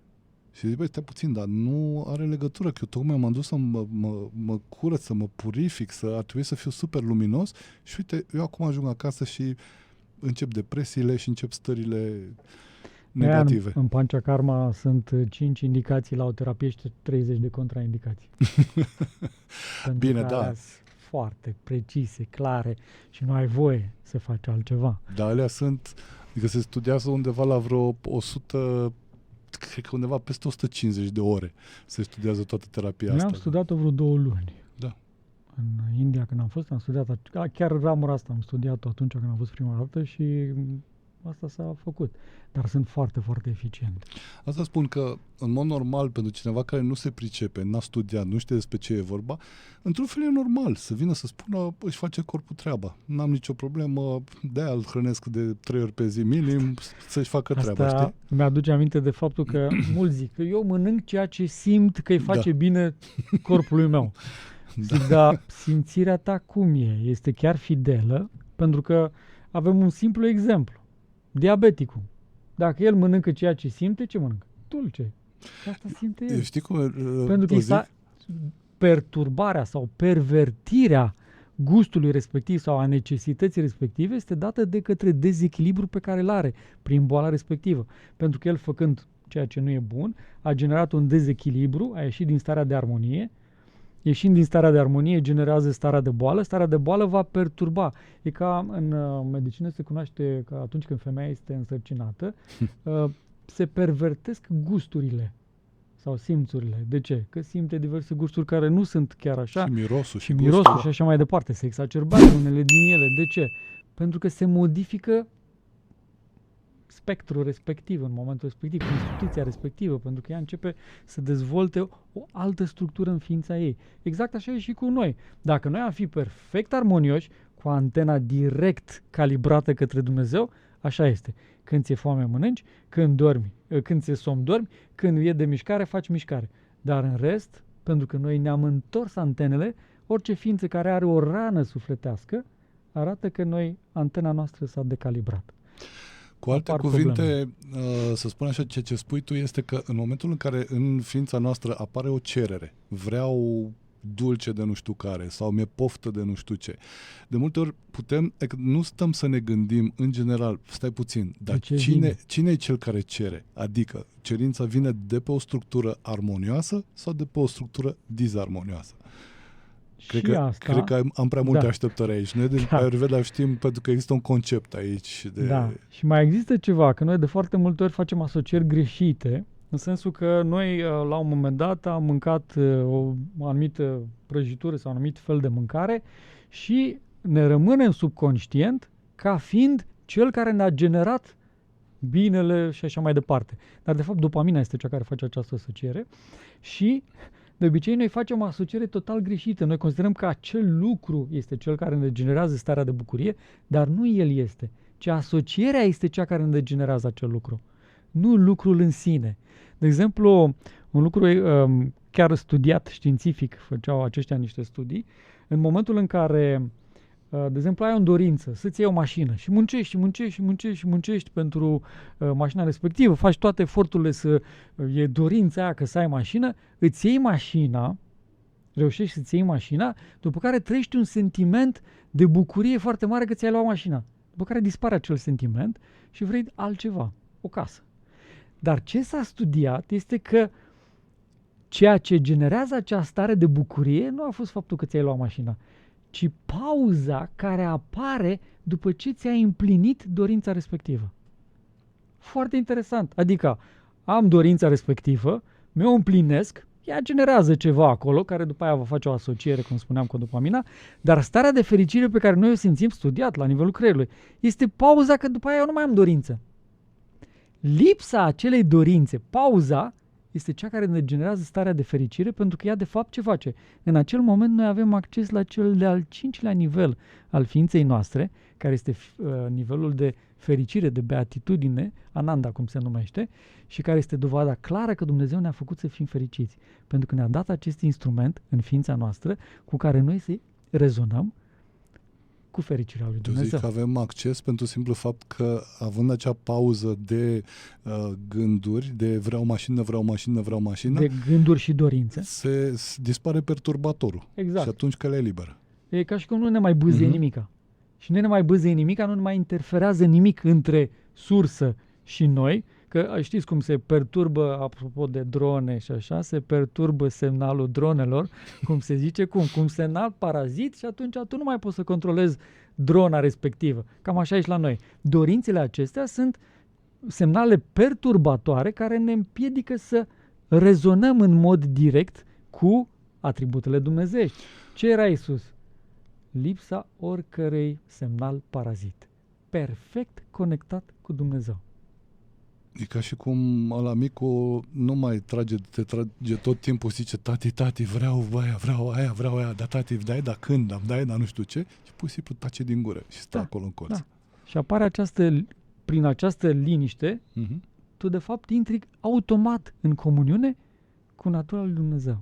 Și ești foarte fericit. Că asta e natura lui Dumnezeu. Fericirea. De fapt, uite, iarăși ai pus un punct pe ei, pentru că, de fapt, fericirea nu este neapărat un scop în sine, deși cu toții vrem să fim fericiți, ci este un efect. Este a fi. Noi de obicei... Efectul curățării perturbatorilor. Exact. Cu cât curăți mai mult, cu atât devii din ce în ce mai fericit. Noi ce facem? Vrem, căutăm, vrem să avem, vrem să devenim. Comparăm. Exact. Da. Care, evident, e la nivelul structurii ego-ului. Și din cauza aceasta, toate aceștia sunt perturbatori. Nu ne permit să fim fericiți. De-aia când pusnicii, sfinții au plecat și s-au izolat și au rămas acolo, au descoperit fericirea, care nu avea nici mașină, nici casă, nici măcar minimul necesar. Stăteau într-o peșteră singuri și erau foarte fericiți și radiau de fericire.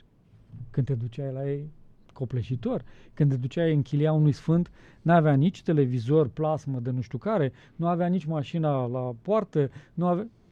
Foarte simplu, dar emana o fericire extraordinară. De ce? A scos toți acești perturbatori. Nu își făcea nici unghiile cu gel, nu avea nici extensii. Este procesul de detoxifiere. Când noi detoxifiem emoțiile noastre parazite, gândurile noastre parazite, dorințele noastre parazite, mâncarea noastră parazită, ca să spunem așa, adică cea care nu este conformă, noi atunci, aceasta este detoxifierea. Și ce rezultă? Suntem. Noi ne descoperim ceea ce suntem cu adevărat. Lumină din Dumnezeu. Picătură din Dumnezeu. Cătălin, la final de obicei am o întrebare standard pentru toată lumea, de unde te poate contacta lumea. Am să răspund eu, mulțumesc. Îl găsiți pe Facebook și pe Instagram. Cătălin, Dr. Cătălin Luca este acolo. Există și un site? Da, chiar Dr. Cătălin Luca. .ro. Ok. Pentru că le promisesem oamenilor ceva mai devreme în emisiune, că vorbim un picuț despre, dacă ne descrii un pic tabăra ta. Da. Că altfel poate reuși și o să o îmbunătățesc pe După aia te pun pe tine ca să o îmbunătățesc pe culmea că amândoi avem tabere exact în aceeași perioadă. Da, fără să ne vorbim. Da. În această tabără urmărim să abordăm exact toate aceste 5 niveluri, cu tehnici foarte clare, cu metode foarte clare, cu regim alimentar, cu plântuțe, deci cu metode cantitative și cu metode calitative, dar chestii foarte practice, în care omul să învețe cum să intre în comuniune cu aceste atribute, care sunt metodele respective, care nu e nimic complicat, cum să administreze plantele, că sunt mai multe forme de a administra plantelor, cum să mănânce, cum să respire, cum să doarmă, învățăm chiar tehnici de respirație, pentru că e foarte important cel de-al doilea etaj, care este structura energetică, că el ne susține prin aceste exerciții de respirație, noi asta facem. Învățăm despre arta binecuvântării și așa mai departe. Deci facem lucruri practice în această tabără în care pur și simplu dăm, cum spuneam, principiile prin care noi după aceea să putem să fim sănătoși. Tu te-ai și dus într-un loc cu o rezonanță sfântă, așa, te-ai dus la Putna, eu am Așa rămas este. pe lângă Brașov aici la Tălungești. De aceea, Sfinxul nu e? Ba da, bineînțeles. Păi, nu e mai presus. E chiar mai presus. Cătălin, am ajuns în momentul ăla în care îți mulțumesc enorm de mult pentru prezența ta în emisiune. Mulțumim bunului Dumnezeu. Abia aștept și pe următoarea. Deși Doamne cred că anterioara a fost cam acum o lună. Țineți-a Dumnezeu în Ravu. Am să-i las pe ascultătorii noștri de pe radio, cei care vor urmări podcastul pe YouTube, Spotify și Apple Podcast, o să le aibă în descriere, au link-ul în descrierea episodului. Am ales o melodie care exemplifică așa foarte frumos, așa o stare de armonie. Mulțumesc, Cătălin. Deci rezonează cu atributul armoniei dumnezeiești. Exact. Sunt Ionuț Costin, ne reauzim miercurea viitoare. Vom vorbi foarte mult despre... Ba nu, o las. Surpriză. Iubiți, până a devenit iubire. Lucrurile bune nu se încheie aici. Le găsești și la restaurantul vegan Vegasmo Brașov și pe holistica.ro.